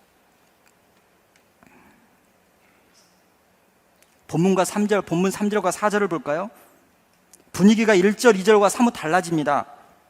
자신의 고통을 하나님 앞에서 애통하는 자는 결코 애통에 머물러 있지 않습니다. 3절에는 1, 2절에 나오지 않았던 내 하나님이라는 표현이 등장합니다. 내 하나님. 하나님은 누구의 하나님이십니까, 여러분? 내 하나님이에요. 예 하나님도 쟤들의 하나님도 아니고 내 하나님이에요. 왜요? 나를 가장 잘 아시고 나를 가장 잘 사랑하시고 나에게 은혜를 줄 수 있는 그분은 내 하나님이에요. 다윗이 내 하나님께 이제 매어달립니다. 애통도 해봤고 불평도 해봤고 불만도 털어놓아 봤는데 깨닫게 된 거예요. 아무 소용이 없다. 그래도 믿을 건 누구밖에 없어요? 하나님밖에 안 계세요. 다윗이 자신에게 부어주셨던 하나님의 은혜를 다시금 생각해 봅니다. 애통과 불평 그리고 불만에 이어 기도를 하고 나면 이전에는 느끼지 못했던 기쁨이 찾아옵니다. 여기 적어도 기도를 좀 해보신 분이라면 제가 하는 말씀을 이해를 하실 거예요. 미친 듯이 울며 불며 기도를 했어요. 그런데 어느 순간에 이상 야릇한 느낌이 저에게 싹 찾아옵니다. 그리고 평안이 찾아와요. 내 주변의 상황은 아무것도 바뀐 게 없어요. 경제적인 문제가 해결되지도 않았고 질병을 겪고 있는 사랑하는 사람이 해결을 받은 것도 아니고 죽었던 사람이 살아나는 것도 아니고 나를 배신했던 사람이 다시금 나를 믿어주는 것도 아닌데 애통해하고 불평을 털어놓고 불만을 내놓고 하나님 앞에 기도로 메어 달렸더니 어느 순간에 세상에 알 수 없고 세상이 줄 수 없는 평안이 나에게 조용히 찾아옵니다. 그게 신앙의 신비입니다. 그게 은혜입니다. 축복과는 다른 은혜입니다. 그 은혜 느껴보셨어요? 다윗은 그 은혜를 느껴봤기 때문에 시편 13편 1절과 2절에서 그렇게 하나님께 원망하고 불평했지만 어느 순간 하나님께 메어달리기 시작했고 하나님, 내 하나님이라고 고백을 합니다. 이전에도 이랬었는데 그때도 하나님은 나를 버리지 않으셨고 나를 품어주셨고 은혜를 주셨고 견디게 하셨고 결국은 승리하게 하셨지. 과거의 경험을 통해서 또다시 일어설 수 있는 힘과 용기가 생깁니다. 이게 저는 은혜라고 믿습니다. 5절과 6절을 볼까요? 다윗이 의지할 것은 하나님의 은혜뿐이라고 고백합니다. 이전에도 그랬었고 지금도 그렇고 앞으로도 그럴 것이라고 고백합니다. 그리고 이어서 주의 구원을 기뻐하겠다고 합니다. 어느 상황에서도 나를 지켜주셨던 그 주님, 사망의 음침한 골짜기를 다닐지라도 나를 안위하여 주셨던 그 주님의 은혜를 감사하고 기뻐한다고 5절과 6절에서 고백합니다. 그리고 나는 찬송의 삶을 살겠다고 합니다. 사실 은혜는 그 본질 자체부터가 역설입니다. 말이 안 되는 이야기입니다. 바베트의 만찬처럼 은혜란 값없이 주는 이에게는 값없는 것이지만 받는 이에게는 값없는 것이지만 주는 이에게는 전체의 소유가 다 들어가는 겁니다. 하나님의 은혜는 마음 좋은 할아버지의 선심 정도가 아닙니다. 은혜 받을 하등의 가치가 없는 우리 인간을 위해서 갈보리에서 그 무서운 대가를 치르며 주신 게 바로 하나님의 은혜입니다. 누군가 이런 얘기를 하더군요. 하나님은 인류를 버리시기보다는 그 아들을 버리셨다. 하나님은 우리들을 버리시기보다는 당신의 아들을 버리셨다. 그게 은혜입니다. 이유도 조건도 없이 주신 이 은혜를 우리는 도무지 이해할 수 없기 때문에 이미 주어진 그 은혜를 깨닫지 못하고 망각하며 살아갈 때가 너무나 많습니다. 은혜는 또한 불공평합니다. 제가 성경에서 가장 이해가 안 되고 납득이 안 되는 본문이 있는데 포도원 일꾼의 비유입니다. 아침 일찍 나와 일했던 일꾼이나 저녁 느그마치 와서 일했던 일꾼이나 주인은 동일하게 싹을 줍니다. 아침 일찍 나왔던 일꾼이 불평합니다. 왜 똑같이 싹을 주느냐? 나에게 조금 더 줘야 되는 거 아니냐? 그때 하나님이 뭐라고 하십니까? 내 마음이다 라고 얘기하세요. 내 마음이야. 내 마음이라니까. 근데 왜 우리의 생각, 우리의 논리, 나의 지식과 경험, 내 판단 기준을 가지고 은혜를 잣대질합니까? 은혜는 하나님의 영역입니다. 우리는 그저 받고 누리기만 하면 됩니다. 근데 그 은혜마저도 내 구미에 맞는 걸 달라고 하는 게 바로 우리들의 모습입니다.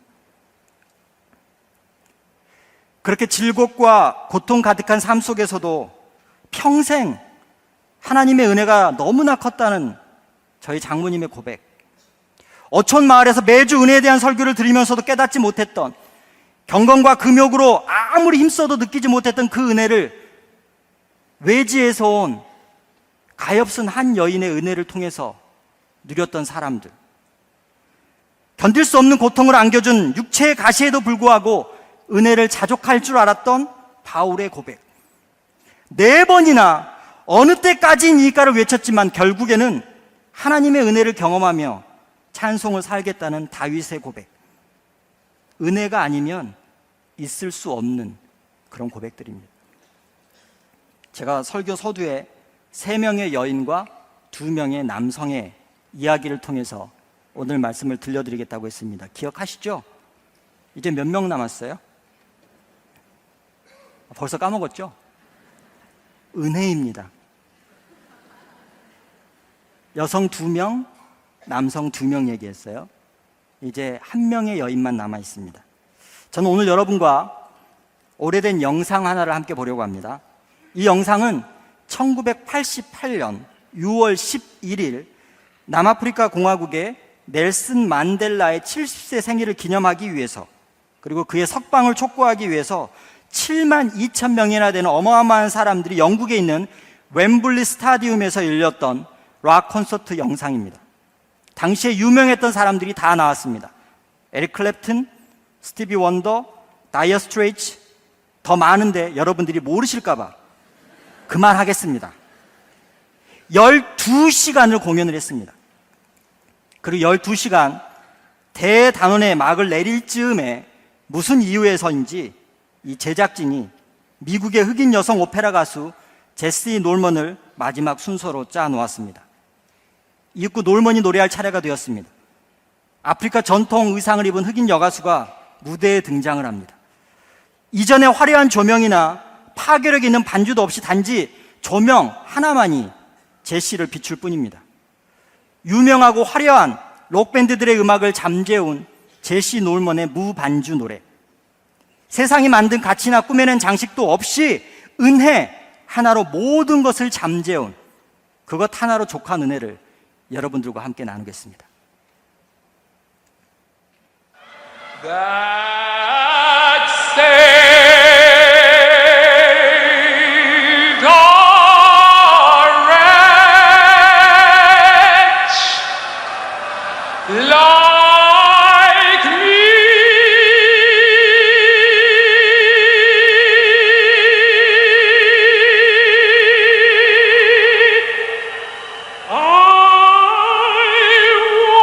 but now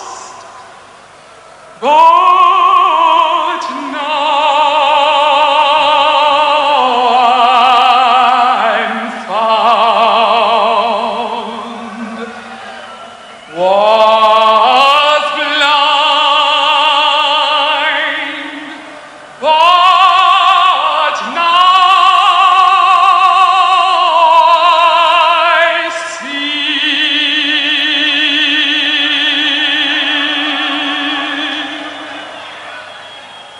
Was grace that taught my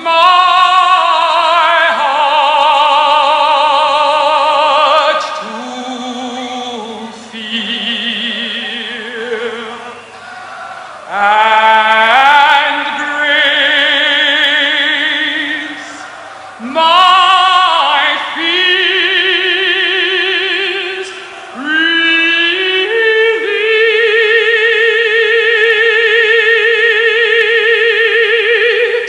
How precious did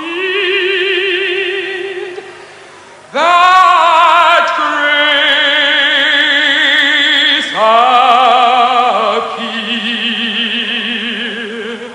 appear, the hour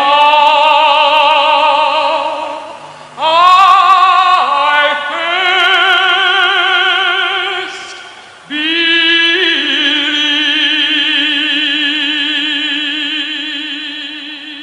제시 놀먼이 무대에 등장하기 바로 직전에는 거기 모인 모든 군중들이 건즈 앤 로지스나 다이어 스트레이츠가 다시금 나와서 자기들의 귀를 찢을 만큼 엄청난 앵콜을 해달라고 요청을 합니다. 그 순간에 제시 놀먼이 등장을 합니다. 많은 사람들이 의아해했다고 합니다. 그리고 자기들의 귀에 익숙한 노래가 들립니다. 1절이 시작이 되었습니다. 소리가 점점 잦아듭니다. 방금 전에 저희가 들었던 2절에 지나갔을 때는 그곳에 침묵이 흐릅니다. 나 같은 죄인 살리심, 주 은혜 놀라워, 잃었던 생명 찾았고 광명을 얻었네. 큰 죄악에서 건지신 주 은혜 고마워. 이제 3절에 이릅니다. 이 3절에서는 거기 있는 모든 사람들이 이 노래를 따라 불렀습니다. 은혜가 뭐라고 생각하십니까? 은혜가 뭘까요? 성령님께서 우리들에게 깨닫게 해주시는 그 은혜는 도대체 뭘까요? 나 같은 죄인 살리신 그게 은혜입니다. 큰 죄악에서 건지신 그게 은혜입니다. 내가 뭐라고 표현할 수도 없지만 내 마음속에 따뜻하게 찾아오셔서 내가 풀지 못하는 영적인 갈증, 목마름을 시원하게 풀어주시는 게 하나님의 은혜입니다. 여러분은 누구와 함께 사시겠습니까? 은혜와 함께 사시기 바랍니다. 우리 모두들 가운데 은혜가 넘쳤으면 좋겠습니다. 우리도 이 찬양 1절 한번 해볼까요? 나 같은 죄인 살리신. 반주가 필요가 없을 것 같아요. 제시 놀만이 불렀던 것처럼 그냥 반주 없이 나 같은 죄인 살리신 1절 한번 저희 찬양하겠습니다. 나 같은 죄인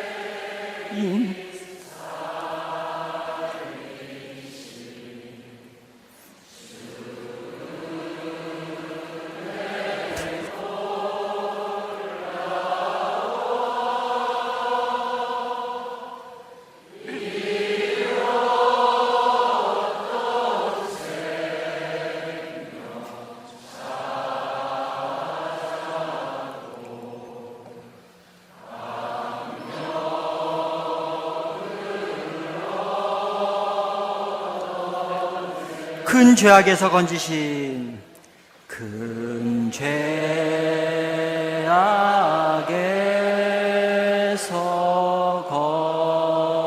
건지신 주 은혜 고마워.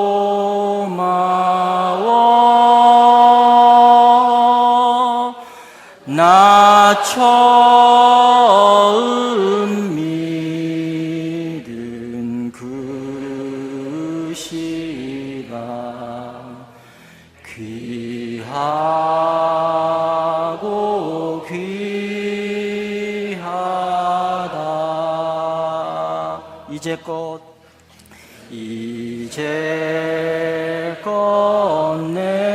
내가 산 것도 주님의 은혜라. 또 나를 장차 본향에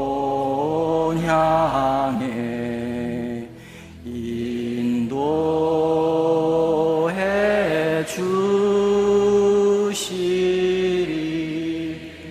거기서 우리 영혼이 우리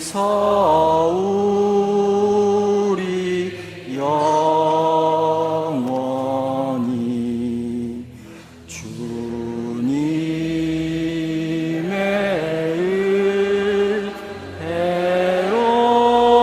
은혜로 해처럼 밝게 살면서 주 찬양하리라.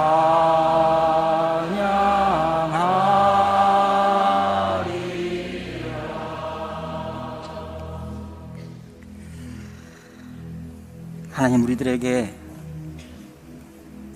은혜 내려주심에 감사합니다.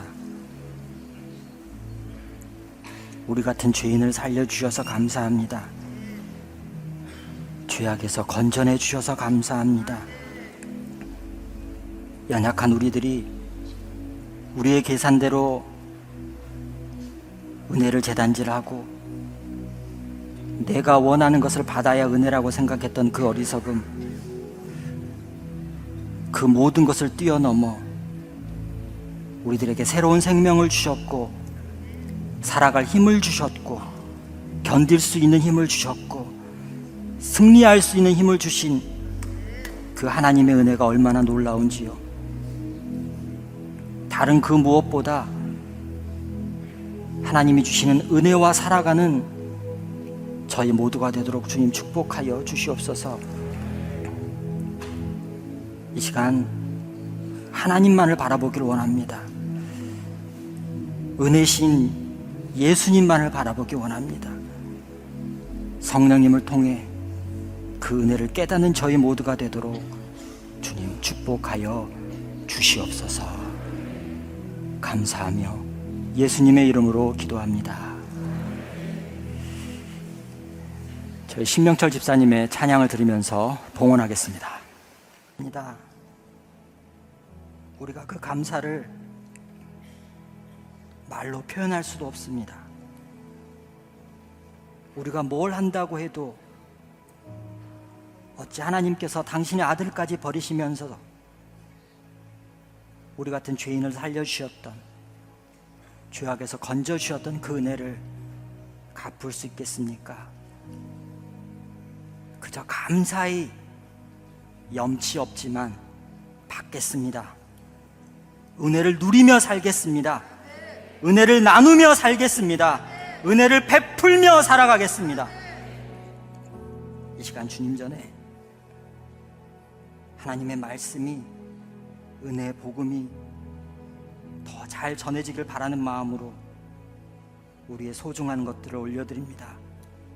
잘 쓰일 수 있도록 하나님께서 도와주시고 이 예물에 담겨있는 우리들의 기도도 흠양하여 주시옵소서. 이제는 우리 구주 예수 그리스도의 은혜와 하나님 아버지의 무한하신 사랑하심과 그 베풀어 주셨던 은혜를 깨닫게 하시는 성령님의 감화감동 역사하심이 이 시간 은혜를 누리며 은혜를 나누며 살아가기를 결단하며 나아가는 우리 모두들 머리머리 위에 이제로부터 영원까지 함께 하시기를 간절히 축원하옵나이다. 오늘 마지막으로 조금 정리하는 그런 말씀이 될 것 같기도 합니다. 성령님은 성령님의 방식대로 일하신다, 이런 이야기를 했어요. 그러니 우리가 성령님이 일하시는 방식에 우리가 맞추어야 된다. 그게 이제 성령님께 우리들이 초점을 맞추는 것이다, 이런 이야기를 했어요. 그리고 또 우리가 성령의 기름 부으심을 우리들이 구해야 된다. 그래야 우리들이 과거의 사람으로 끝나는 것이 아니라 현재의 사람, 그리고 미래의 사람으로 하나님이 우리를 쓰실 수 있다, 이런 말씀을 나누었죠. 네, 다 기억하고 있을 것 같아요. 근데 오늘은 이제 성령님이 임하실 때, 자, 오늘 이 말씀은 제가 어떤 과학적으로, 어떤 수리적으로 증명을 해서 성령님이 임하실 때는 이런 것입니다 라고 하는 증명을 하는 시간이 아닙니다. 성경에 보면 성령이 임하셨을 때 나타났던 현상이 있습니다. 우리가 아는 것은 어떤 공식이 아닙니다. 성령의 방식을 우리들이 알 수 없지만 성령께서 임하셨을 때 일어나는 일들을 바라보며, 아, 우리가 왜 성령님의 임재를 구해야 되는가. 그리고 2000년 전 초대교회에서 일어났던 그 성령의 역사, 그들의 경험을 우리들이 바라보면서 성령님의 역사는 이런 것이구나 라는 것을 깨닫는 시간이 될 겁니다. 오늘 말씀 2절에 보면 이런 표현이 있어요. 호련히 하늘로부터 급하고 강한 바람 같은 소리가 있어. 영어 성경에는 like라고 하는 말을 쓰고 있어요. 바람 같은. 왜냐하면 그 당시에 성령의 역사를 보지 못했던 사람들이니까 급하고 강한 바람 같은, 어떻게 설명할 방법이 없는 거예요. 그래서 같은이라는 단어를 쓰고 있고요. 또 3절에 보면 보여라는 말을 쓰고 있습니다. 제가 미국에서 공부할 때 이렇게 페이퍼를 쓸 때면 이 seems to be 이런 표현을 제일 많이 썼던 것 같아요. 뭐뭐 같이, 뭐뭐처럼 이렇게 보인다, 이런 표현을 참 많이 썼는데, 이 성령님을 경험했던 사람들이 이전에 성령님을 본 적이 없으니까 마치 이렇게 보였습니다. 그런데 어떻게 보였는가? 급하고 강한 바람 같은, 그리고 불이 혀처럼 갈라지는 것들이 그들에게 보여, 이렇게 이야기를 하고 있어요. 예를 들어 보자면 우리가 어디 다른 나라에 여행을 갔을 때 우리들이 보지 못하던 새로운 것들을 보거나 어떤 새로운 동물들을 보면 우리들이 표현할 방법이 없을 때 그거 꼭 뭐 같지? 뭐 같지? 이렇게 표현을 합니다. 마치 그렇게 중요한 것은 성령님이 그들에게 임했다고 하는 것은 팩트고 그 성령님이 임했을 때 어떠한 일이 일어나고 있는가를 설명해 주고 있는 거예요. 팩트, 어떤 일이 일어났는가. 성령님이 임하게 되었을 때 그들이 각자 다른 언어로 말하기 시작했다. 여러분, 이게 방언이라고 이야기를 하죠. 방언 이퀄 성령의 역사라고 말할 수는 없습니다. 그러나 성령이 임할 때 일어나는 현상 가운데 하나가 방언인 것은 분명합니다. 저는 처음 방언을 냈던 게 초등학교 2학년, 3학년 때였던 것 같아요. 그때는 기도원회를 이렇게 많이 가던 그런 문화였잖아요. 이 조그만 우리 애들이 같이 기도원에 가서 기도할 때 다 같이 방언을 받았어요. 참 신기한 건 성경에 나타났던 역사들이 과거의 일이 아니더라고요. 120명의 문도가 마가의 다락방에서 기도할 때 똑같이 성령의 역사를 받고 방언을 했던 것처럼 저희에게도 같이 기도하는 그 조그만 어린아이들에게 성령이 임하고 방언을 냈던 그런 기억이 있어요. 초대교회 역사하셨던 그 성령님이 그렇게 역사하셨지만 우리들이 바라는 것은 똑같은 게 아니에요. 성령님께서 역사하실 때 우리들에게 어떤 방식으로 역사하시겠습니까? 성령님의 역사를 우리들이 기대하는 거죠. 미국 뉴욕에 아주 유명한 태버니컬 처치라고 하는 교회가 있습니다. 거기에 성령운동을 하는 짐 심발라라고 하는 목사님이 있는데 성령으로 다시 시작하라라고 하는 책에서 이런 글을 쓰고 있습니다. 다른 사람들을 위해 일하시는 성령님을 보는 것보다 당신을 위해 일하시는 성령을 만나는 편이 훨씬 낫습니다. 그러고 보니까 우리들은 신앙생활하면서 누구의 간증 이야기를 참 좋아하는 것 같아요. 기독교 프로그램 중에 제일 인기 있는 게 CBS의 새롭게 하소서, 그리고 CTS의 내가 매일 기쁘게. 누구에게 그런 일이 있었대. 누구에게 있었던 일을 기뻐하는 것보다 오늘 여러분들에게 일어나는 성령님의 역사를 간증하는 것이 훨씬 더 낫다. 오늘 여러분들에게 기대가 있어야 돼요. 오늘 말씀을 듣는 중에 예배하는 중에 성령님 우리들에게 어떻게 역사하실지, 성령님의 임재의 특징 가운데 하나는 성령님의 방법으로 일하신다는 거예요. 우리가 지난 6주 동안 계속해서 나누었던 얘기예요. 우리들이 성령님의 임재를 구하면 성령님은 우리 가운데서 성령님의 방법으로 일하실 거예요. 마른 심령 위에 하나님이 생명을 부어주실 거고, 고단하고 두려움과 슬픔 가운데 있는 영혼들에게 하나님께서 새로운 소망을 허락하여 주실 것이고, 오늘 질병으로 어려움을 당하는 사람들의 몸에 성령님께서 임하실 때에 질병을 고쳐주시는 역사가 일어나게 될 것이고, 오늘 어떤 방법으로 성령님이 일하실지 모르지만 성령님은 성령님의 방법으로 일하신다는 것이에요. 또 중요한 것은 성령님이 우리 가운데 임하기 시작할 때 성령님은 우리들에게 새로운 일을 시작하신다는 거예요. 저는 만나교회 목회를 하면서 제가 참 복된 사람이다 라고 생각하는 것은 늘 제가 목회에 안주하지 아니하고 늘 새로운 성령님의 역사를 구하고 사역한다는 거예요.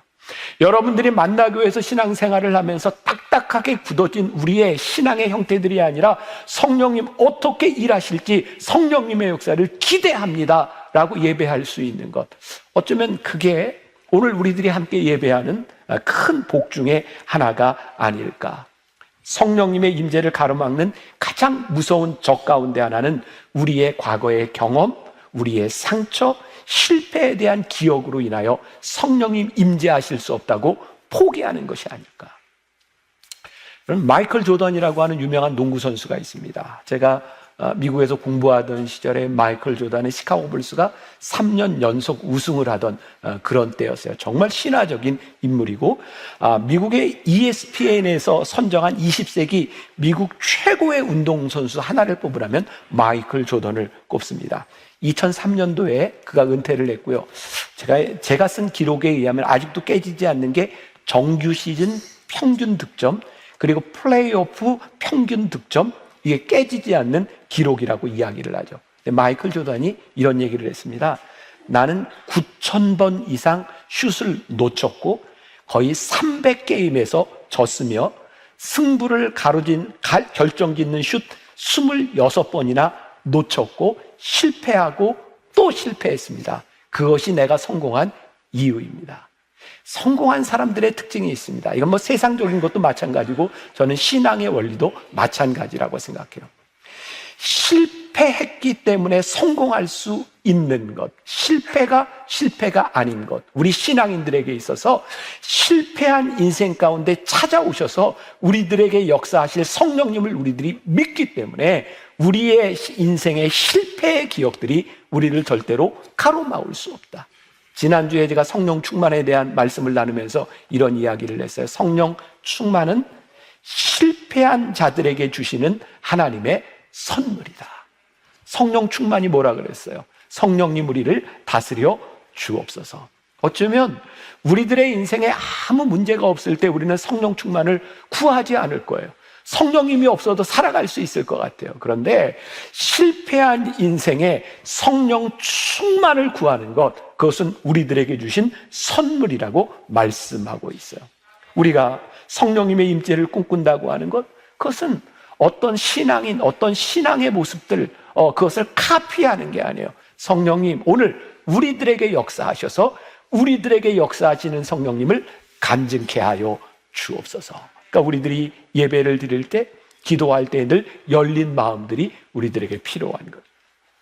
제가 그제 금요일에 어떤 교회 저녁에 집회를 가게 되었어요. 제가 요즘은 거의 외부에서 오라는 데를 전혀 가지 않고 이제 교회에만 있고 제가 모든 약속을 잡지 않습니다. 그런데 연초에 갑자기 이렇게 편지가 하나 딱 날라왔는데 그 편지가 뭐냐면 저희 아버님이 옛날 젊은 시절에 2년 동안 목회를 하셨던 그런 교회인데 아버지가 목회하셨던 교회니 저한테 오라. 그래서 영등포에 제가 그제 갔다 왔어요. 제가 어렴풋이 생각나는 게 그 예배당을 딱 들어갈 때면 초록색으로 이렇게 아치처럼 해놓고 거기 교회 이름이 적혀 있었는데 그 교회 이름이 뭐냐면 되게 촌스러웠어요. 새마을 중앙교회였어요. 교회 이름이. 근데 지금은 이제 시원성 교회로 바뀌었고 정말 감사한 건 그 교회가 잘 이렇게 성장해서 옛날 있었던 그 교인들 이렇게 몇 명 안 남았지만 보면서 너무 이제 반가운 시간들을 가졌어요. 근데 제가 그날 설교하면서도 제가 앉아 있으면서 전 저에게 하나님이 주시는 큰 축복이라고 생각합니다. 하나님, 제가 오늘 말씀을 준비하고 섰지만 제 방법대로가 아니라 하나님의 방법대로 저를 사용하여 주옵소서. 저는 목사로서 저에게 제일 큰 축복은 설교하러 올라오기 전에 하나님의 방법을 구하는 것이라고 생각하거든요. 오늘도 저는 제가 이렇게 준비하고 섰지만 제 삶의 가장 큰 축복은 하나님의 방법과 성령님의 임재를 구하며 이 자리에 서 있다는 거예요. 오늘 여러분들이 똑같이 예배를 드리고 있지만 다 같지 않은 거예요. 성령님, 오늘 말씀 가운데, 찬양 가운데, 기도 가운데 임재하여 주옵소서. 그리고 왠지 우리들 속에서 역사하시는 성령님의 경험을 우리들이 간증하는 것. 이번에 우리들 참 많이 불렀던 찬송이 있죠. 이것이 나의 간증이요, 이것이 나의 찬송일세. 나 사는 동안 끊임없이 구주를 찬송하리로다. 이것이 나의 간증이요, 이것이 나의 찬송일 때, 그때 우리들의 신앙이 역동성이 있고 우리들의 삶이 새롭게 살아나는 역사가 일어나지 않겠는가. 성령님의 역사는 누구를 이렇게 꿈꾸는, 누구를 흉내내는 것이 아니에요. 혹시 기억하세요? 몇 주 전에 제가 얘기했던 성령님에 대해 얘기하면서 마틴 로이드 존스 목사님이 썼던 글 가운데 어떤 그 영국의 부흥의 역사가 놀랍게 일어나는 목사님이 있었는데 그 목사님은 설교할 때 습관이 뭐였어요? 머리를 이렇게 넘기는 습관이었다. 그래서 젊은이들이 그 목사님을 따라했는데 그 중에 심지어 대머리도 있었다. 기억나세요? 우리는 자꾸 누군가를 흉내내려고 하지만 성령님의 임재는 그것이 아니라 오늘 우리 가운데 임재하시는 성령님을 우리들이 간증할 수 있어야 한다. 여러분, 우리가요 성경의 지식을 아는 것과 성령님의 역사를 경험하고 살아가는 것은 아주 다른 차원의 문제입니다. 생각해 보세요. 지난 몇십 년 동안 우리 한국 교회에 얼마나 많은 제자 훈련과 성경 공부 프로그램들이 있었나요? 어제도 제가 이렇게 로비에 들어오는데 우리 교회 M스쿨 팀들이 저한테 흥분이 됐어요. 목사님 한 주밖에 안 됐는데요, 1,000명이 넘는 사람들이 M스쿨에 등록을 했어요. 얼마나 감사해요. 말씀을 배운다고 하는 것, 지식을 얻는다고 하는 게 얼마나 중요합니까? 그런데 지식으로 하나님의 역사가 일어날 수 있었다 그러면 지금 한국 교회가 이렇게 어렵지 않을 거라는 생각이 들어요. 지식이 역사하지 못합니다. 혹시 여러분들 제가 둘째 날 이 시리즈 할 때 여러분들의 카드를 하나 나눠드리고 말씀과 성령의 역사 비교하는 거 가지고 계세요? 보기는 했어요? 유심히 보라 그랬잖아요. 말씀은요, 우리들의 삶에 분명한 기준을 제시해주고 진리를 말씀해 주지만 진리로 살아갈 수 있는 능력은 성령께서 우리들에게 주시는 겁니다. 아무리 우리들이 말씀을 배우고 지식을 더해가도 성령님이 우리 가운데 역사하시지 않으면 우리는 말씀대로 살아갈 능력이 없는 겁니다. 오히려 지식이 우리들에게 쌓이고 쌓이면 그 지식이 우리를 딱딱하게 율법적으로 만들어서 오히려 성령님의 역사가 우리들 가운데 일어나지 않는 거예요. 예수님의 제자들이요, 3년 동안 예수님을 따라다니고 예수님의 말씀을 듣고 예수님의 제자로 살았는데 그들을 통하여 역사가 일어나지 않았어요. 오히려 예수님이 부활하고 승천하신 다음에 예수님께서 너희들이 성령을 기다리라 말씀하셨고, 그들이 성령을 받았을 때에 그들을 통하여 성령의 역사가 나타나는 것을 보게 돼요. 성령님의 역사가 끝나면 지식이 쌓여진 교회는요, 지식으로 인하여, 옳고 그름으로 인하여 다툼이 일어나고요, 지식이 쌓여져 가는 교회에 성령님의 역사가 나타나지 않으면 어느 날 이 건물 밖에는 남지 않는 거예요. 2000년 교회 역사 가운데 유럽의 교회들과 무너져가는 교회들에게 신학이 없었나요? 아니에요. 신학의 논쟁은 여전히 있었고요, 신학의 연구는 여전히 있었고요, 말씀을 공부하는 사람들은 여전히 있었어요. 저는 굉장히 이상주의자입니다. 저는 그게 좋아요. 왜? 나는 꿈꾸는 사람으로 끝까지 살다 갈 거예요. 왜? 하나님이 우리들에게 주시는 꿈이니까. 사람들이 그렇게 이야기를 해요. 교회 성장하기 위해서. 어떤 교회도 어느 정도 규모가 있는 큰 교회들 50년 이상 지속적으로 성장하는 교회가 없답니다. 처음에는 성령의 역사로 시작이 됐는데 그게 딱딱하게 굳어지면서 교회는 자연스럽게 쇠퇴의 길을 걷는다는 거예요. 근데 저는요, 이상주의자예요. 우리 교회도 이제 창립 50년, 이제 몇 년 있으면 다 겁니다. 하나님, 우리 교회는 그런 교회 아니었으면 좋겠습니다. 성령님의 역사가 일어나는 50년이 지나면 교회가 쇠퇴한다고 하는데 오늘도 새롭고 내일도 새로운 역사가 우리 교회 가운데서, 우리 성도들 가운데서 일어나게 하여 주옵소서. 오늘 여러분들 여기에서 예배 드리는 건 저는 큰 축복이라고 생각해요. 왜? 우리는 성령님의 임재를 기대하는 사람들입니다. 우리들에게서 새로운 역사가 일어남을 기대하는 사람들이니까. 자, 성령님이 임하실 때 어떻게 임하셨는가, 몇 가지를 살펴볼게요. 오늘 말씀해 보니까 2절에 호련히라고 하는 말이 나오고 있어요. 영어 성경 NIV에 보니까 suddenly, 갑자기, 이런 말이에요. 유진 피터슨의 메시지 성경에는 without warning이라고 되어 있어요. 어떤 warning, 경고 없이 아무 예측할 수도 없는 그런 성령님의 역사가 호련히 나타났다. 여러분, 성령님의 역사는 의외성에 있습니다. 성령님은 우리의 계획대로 임하시지 않습니다. 성령님은 성령님의 방식대로 임하시는 거예요. 좋은 예가 될 것 같아요. 제가 언젠가 다른 교회 집회를 갔더니 목사님이 광고를 하는데 교인들에게 이렇게 3일인가 4일 이렇게 저녁 집회를 하는데, 여러분, 어느 날이 제일 은혜스러운 날인지 아십니까? 교인들이 대답을 못해. 목사님이 이렇게, 여러분들이 안 오는 날이 제일 은혜스럽습니다. 그렇게 얘기를 해요. 근데 제가 그거 참, 광고 참 잘하는 날이다. 만약에 120명의 문도가 지금 예수님의 약속을 믿고 마가의 다락방에서 기도하고 있었는데 얼마를 기도했는지 몰라요. 그런데 만일 예수님께서 내가 몇 날 몇 시에 성령을 너희들에게 부어주겠다라고 말씀하셨다면 제자들이 모여서 그렇게 기도했을까요? 그리고 딱 그 약속된 시간에 성령이 임한다고 생각했다면 그들에게 성령님의 역사가 그렇게 강력하게 그렇게 와 닿았을까요? 아니에요. 성령님이 언제 임하실지 모르지만 suddenly, 호련히 오늘 우리들에게 임하실 텐데 그때가 언제인지 모르는데 강력하게 성령님이 우리들에게 임하실 때 그 역사가 우리들 가운데서 일어나는 거예요. 그래서 오늘 우리들이 예배하면서 기대하는 거예요. 성령님, 호련히 역사하실 성령님이 오늘 우리들에게 저에게 임하시겠습니까? 호련히 임하시는 성령님의 역사 없이 우리들이 성경을 읽으면 성경의 지식은 우리를 딱딱하게 만들어서 교만하게 만드는 거예요. 그래서 성령의 임재가 끝나버린, 성령의 역사가 일어나지 않는 신앙인들이 나이를 먹고 신앙의 연조가 올라가고 집사, 권사, 장로, 목사가 되면 교만해지는 거예요. 자기가 가지고 있는 신앙의 지식의 오류, 자기 신앙의 방식 때문에 성령님이 역사하지 못하는 거예요. 무섭습니다.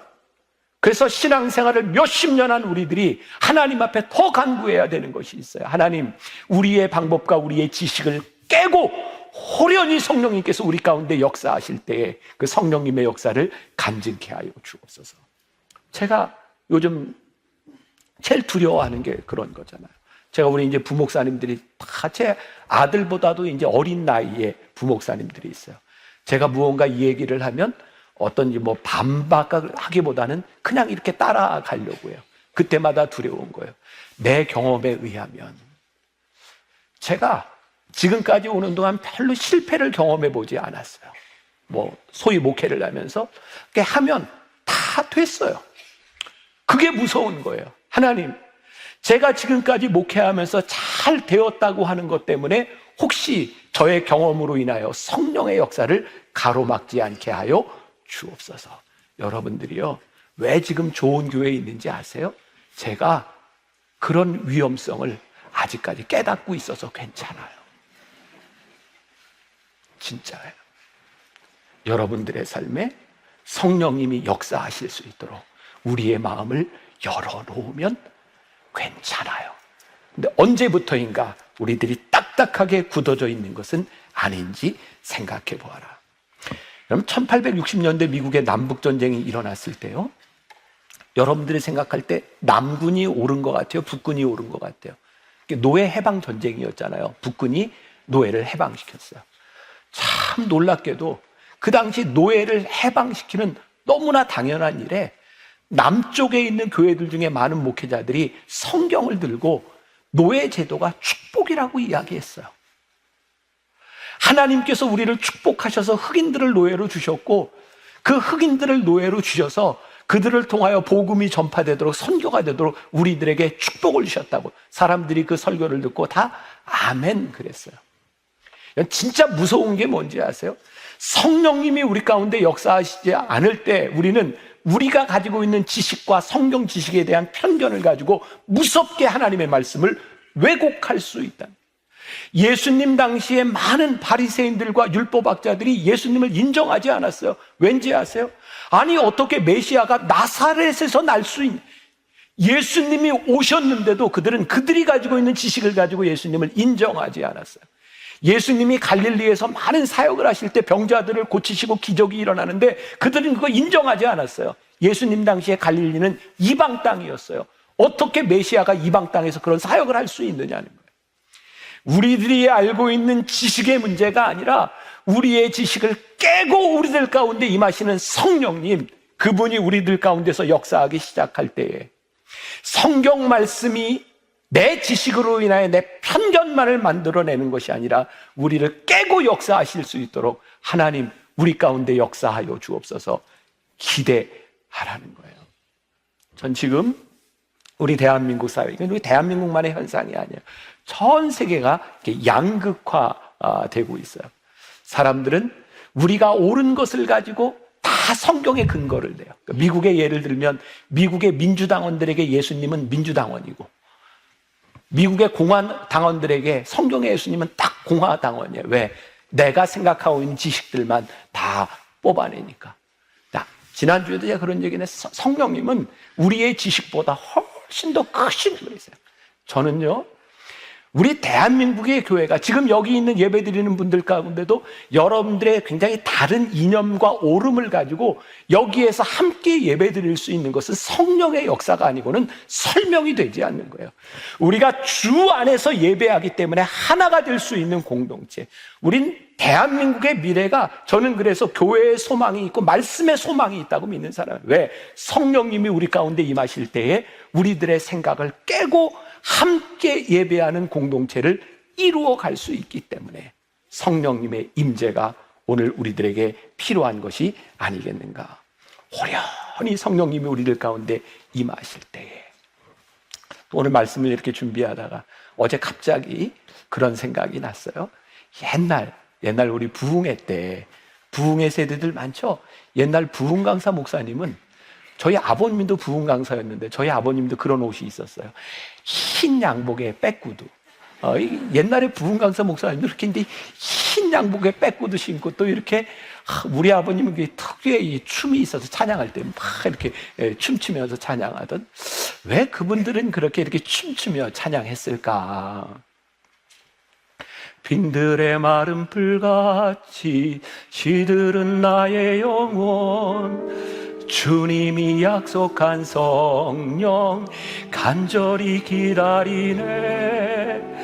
가물어 메마른 땅에 단비를 내리시듯 성령의 단비를 부어 새 생명 주옵소서. 근데 옛날에 부흥회 때는 이렇게 안 불렀어요. 빈들의 마른 풀같이 시들은 나의 영혼 불 받아라 막 이래. 기억나세요?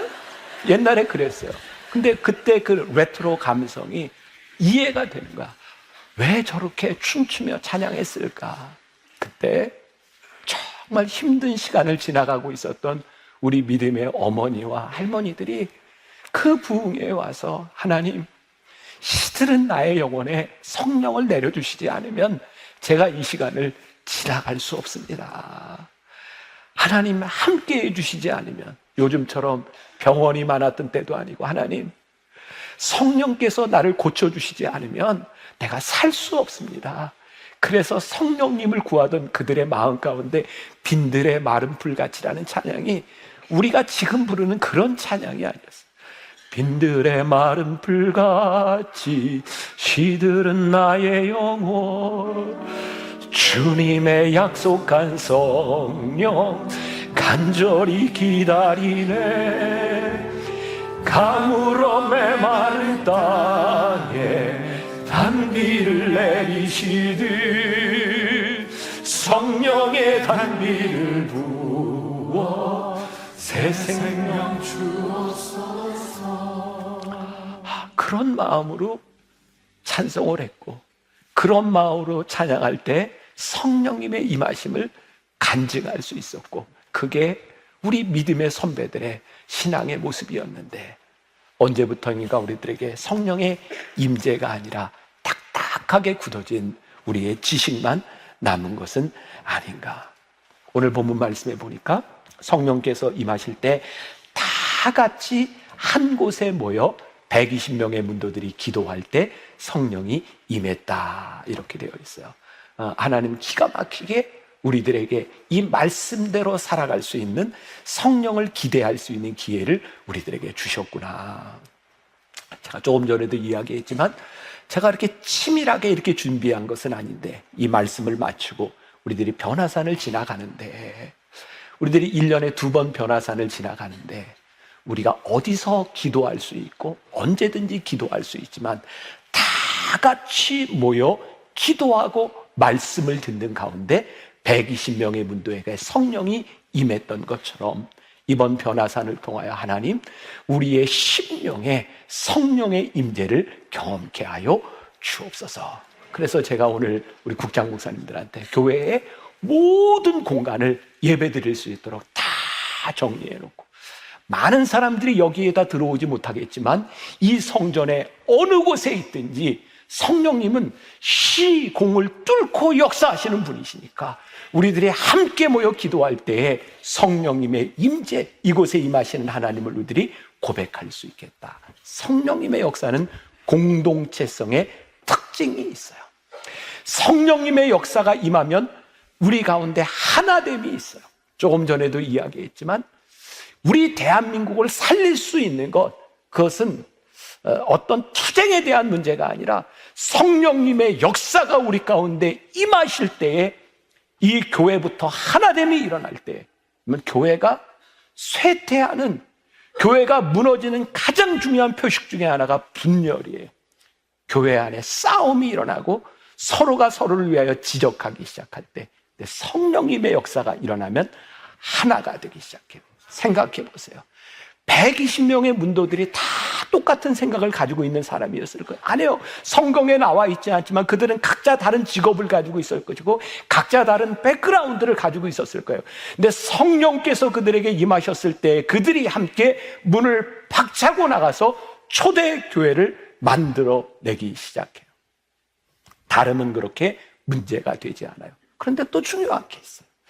성령님의 역사가 이 공동체 가운데서 일어나고 있는데 3절에 보니까 마치 불의 혀처럼 갈라지는 것들이 그들에게 보여 각 사람 위에 하나씩 임하여 있더니, 성령은 이 공동체 예배 가운데 임하시는데 그 성령님의 임재는 한 사람 한 사람에게 인격으로 임하는 것이 성령님의 역사다. 그래서 여러분들이 착각하지 말고 오류에 빠지지 않아야 되는 이유가 있어요.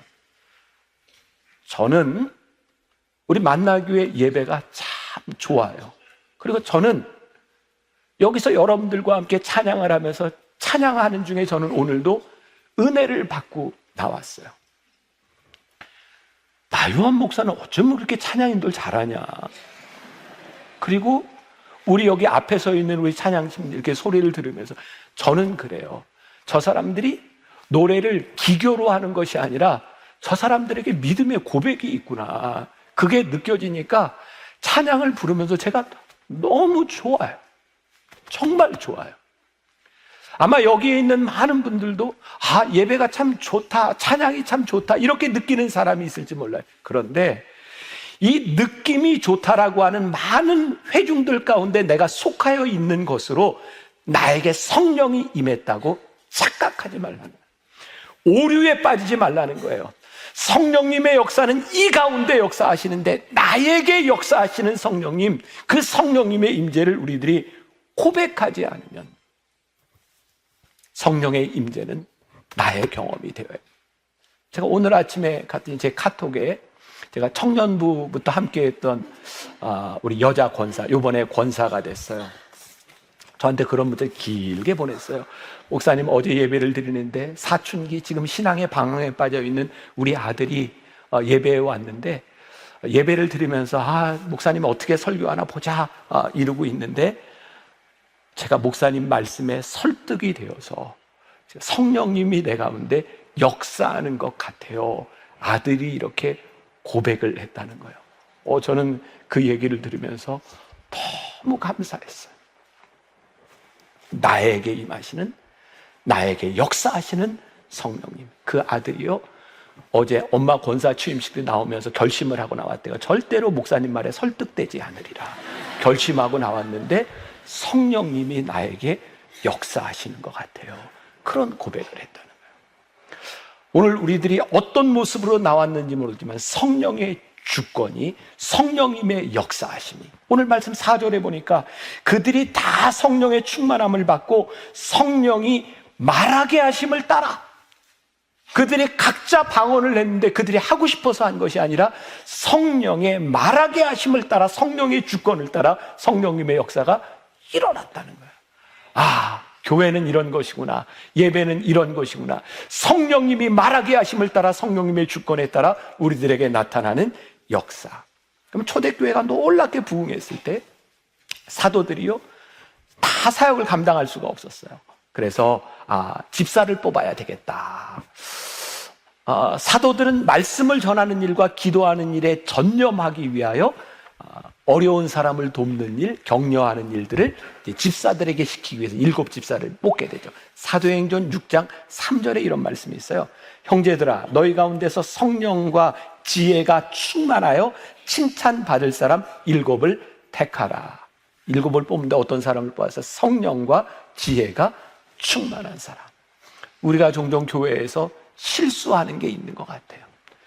우리들이 어떤 자격으로 자꾸 일하려고 하는 것 같아요. 요즘 저는 한국 교회가 어려워지는 큰 현상 가운데 하나가 교회마다 이런 이제 담임자를 뽑을 때 자격 조건을 이렇게 내거는 거야. 무슨 자격, 나이 뭐 그러잖아요. 예수님도 그 자격이 안 맞는다고. 세상에 예수님도 목회할 수 없는 그 교회를 만들고 있는 우리들. 제가 재작년인가 우리 장로님들하고 그룹 이렇게 식사하면서 저희 교회도 이제 언젠가는 이제 후임 목사님이 와야 되니까 우리 오게 될 후임 목사님은 어떤 목사님이면 좋을까요? 한번 이렇게 원하는 상을 한번 얘기해 봅시다. 장로님들이 다 얘기하는데 세상에 그런 사람이 없어.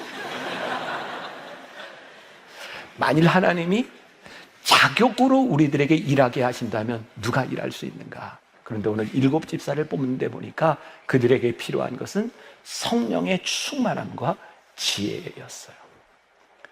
우리 교회가 오늘 생각해야 될, 우리 믿음이 생각해야 될 것이 있죠. 하나님은 어떤 사람을 쓰시는가? 하나님이 함께 하시는 사람, 하나님의 역사가 일어나는 교회.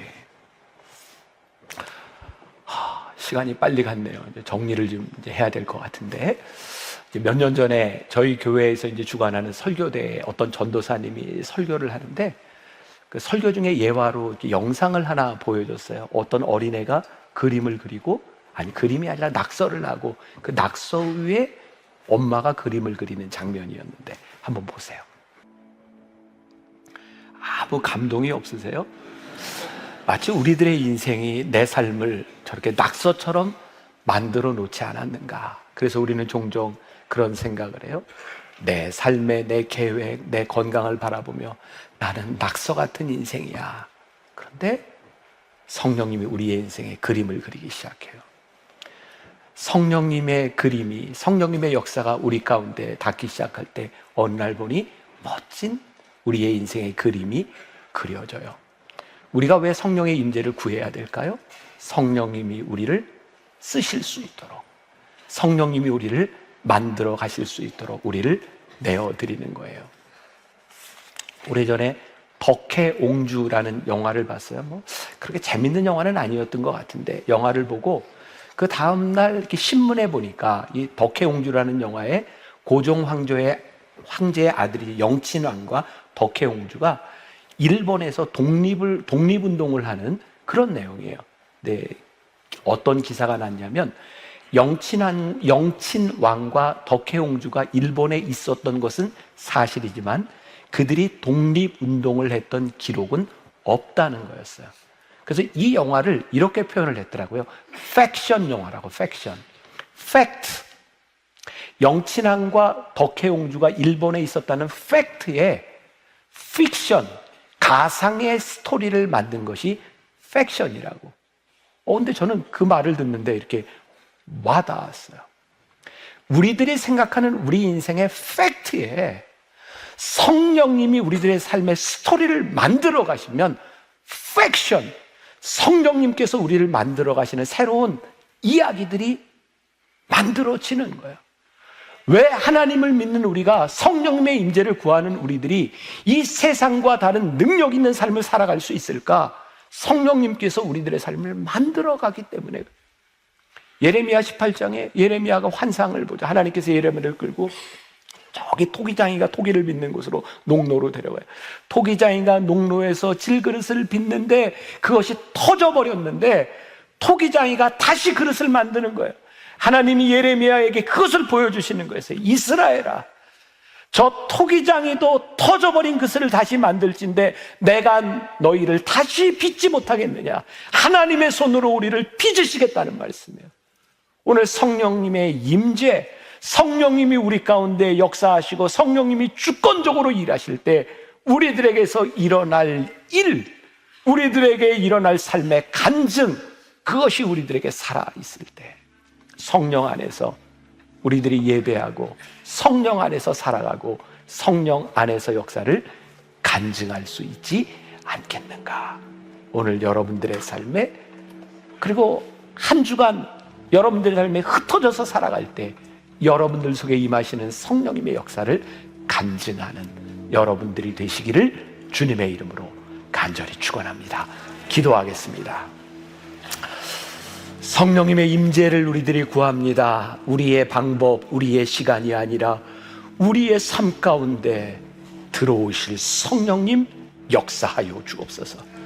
빈들의 마른 풀 같은 우리의 심령 위에 봄비가 내리게 하여 주옵소서. 우리와 함께 하실 성령님을 기대하며 예수님의 이름으로 기도합니다. 아멘.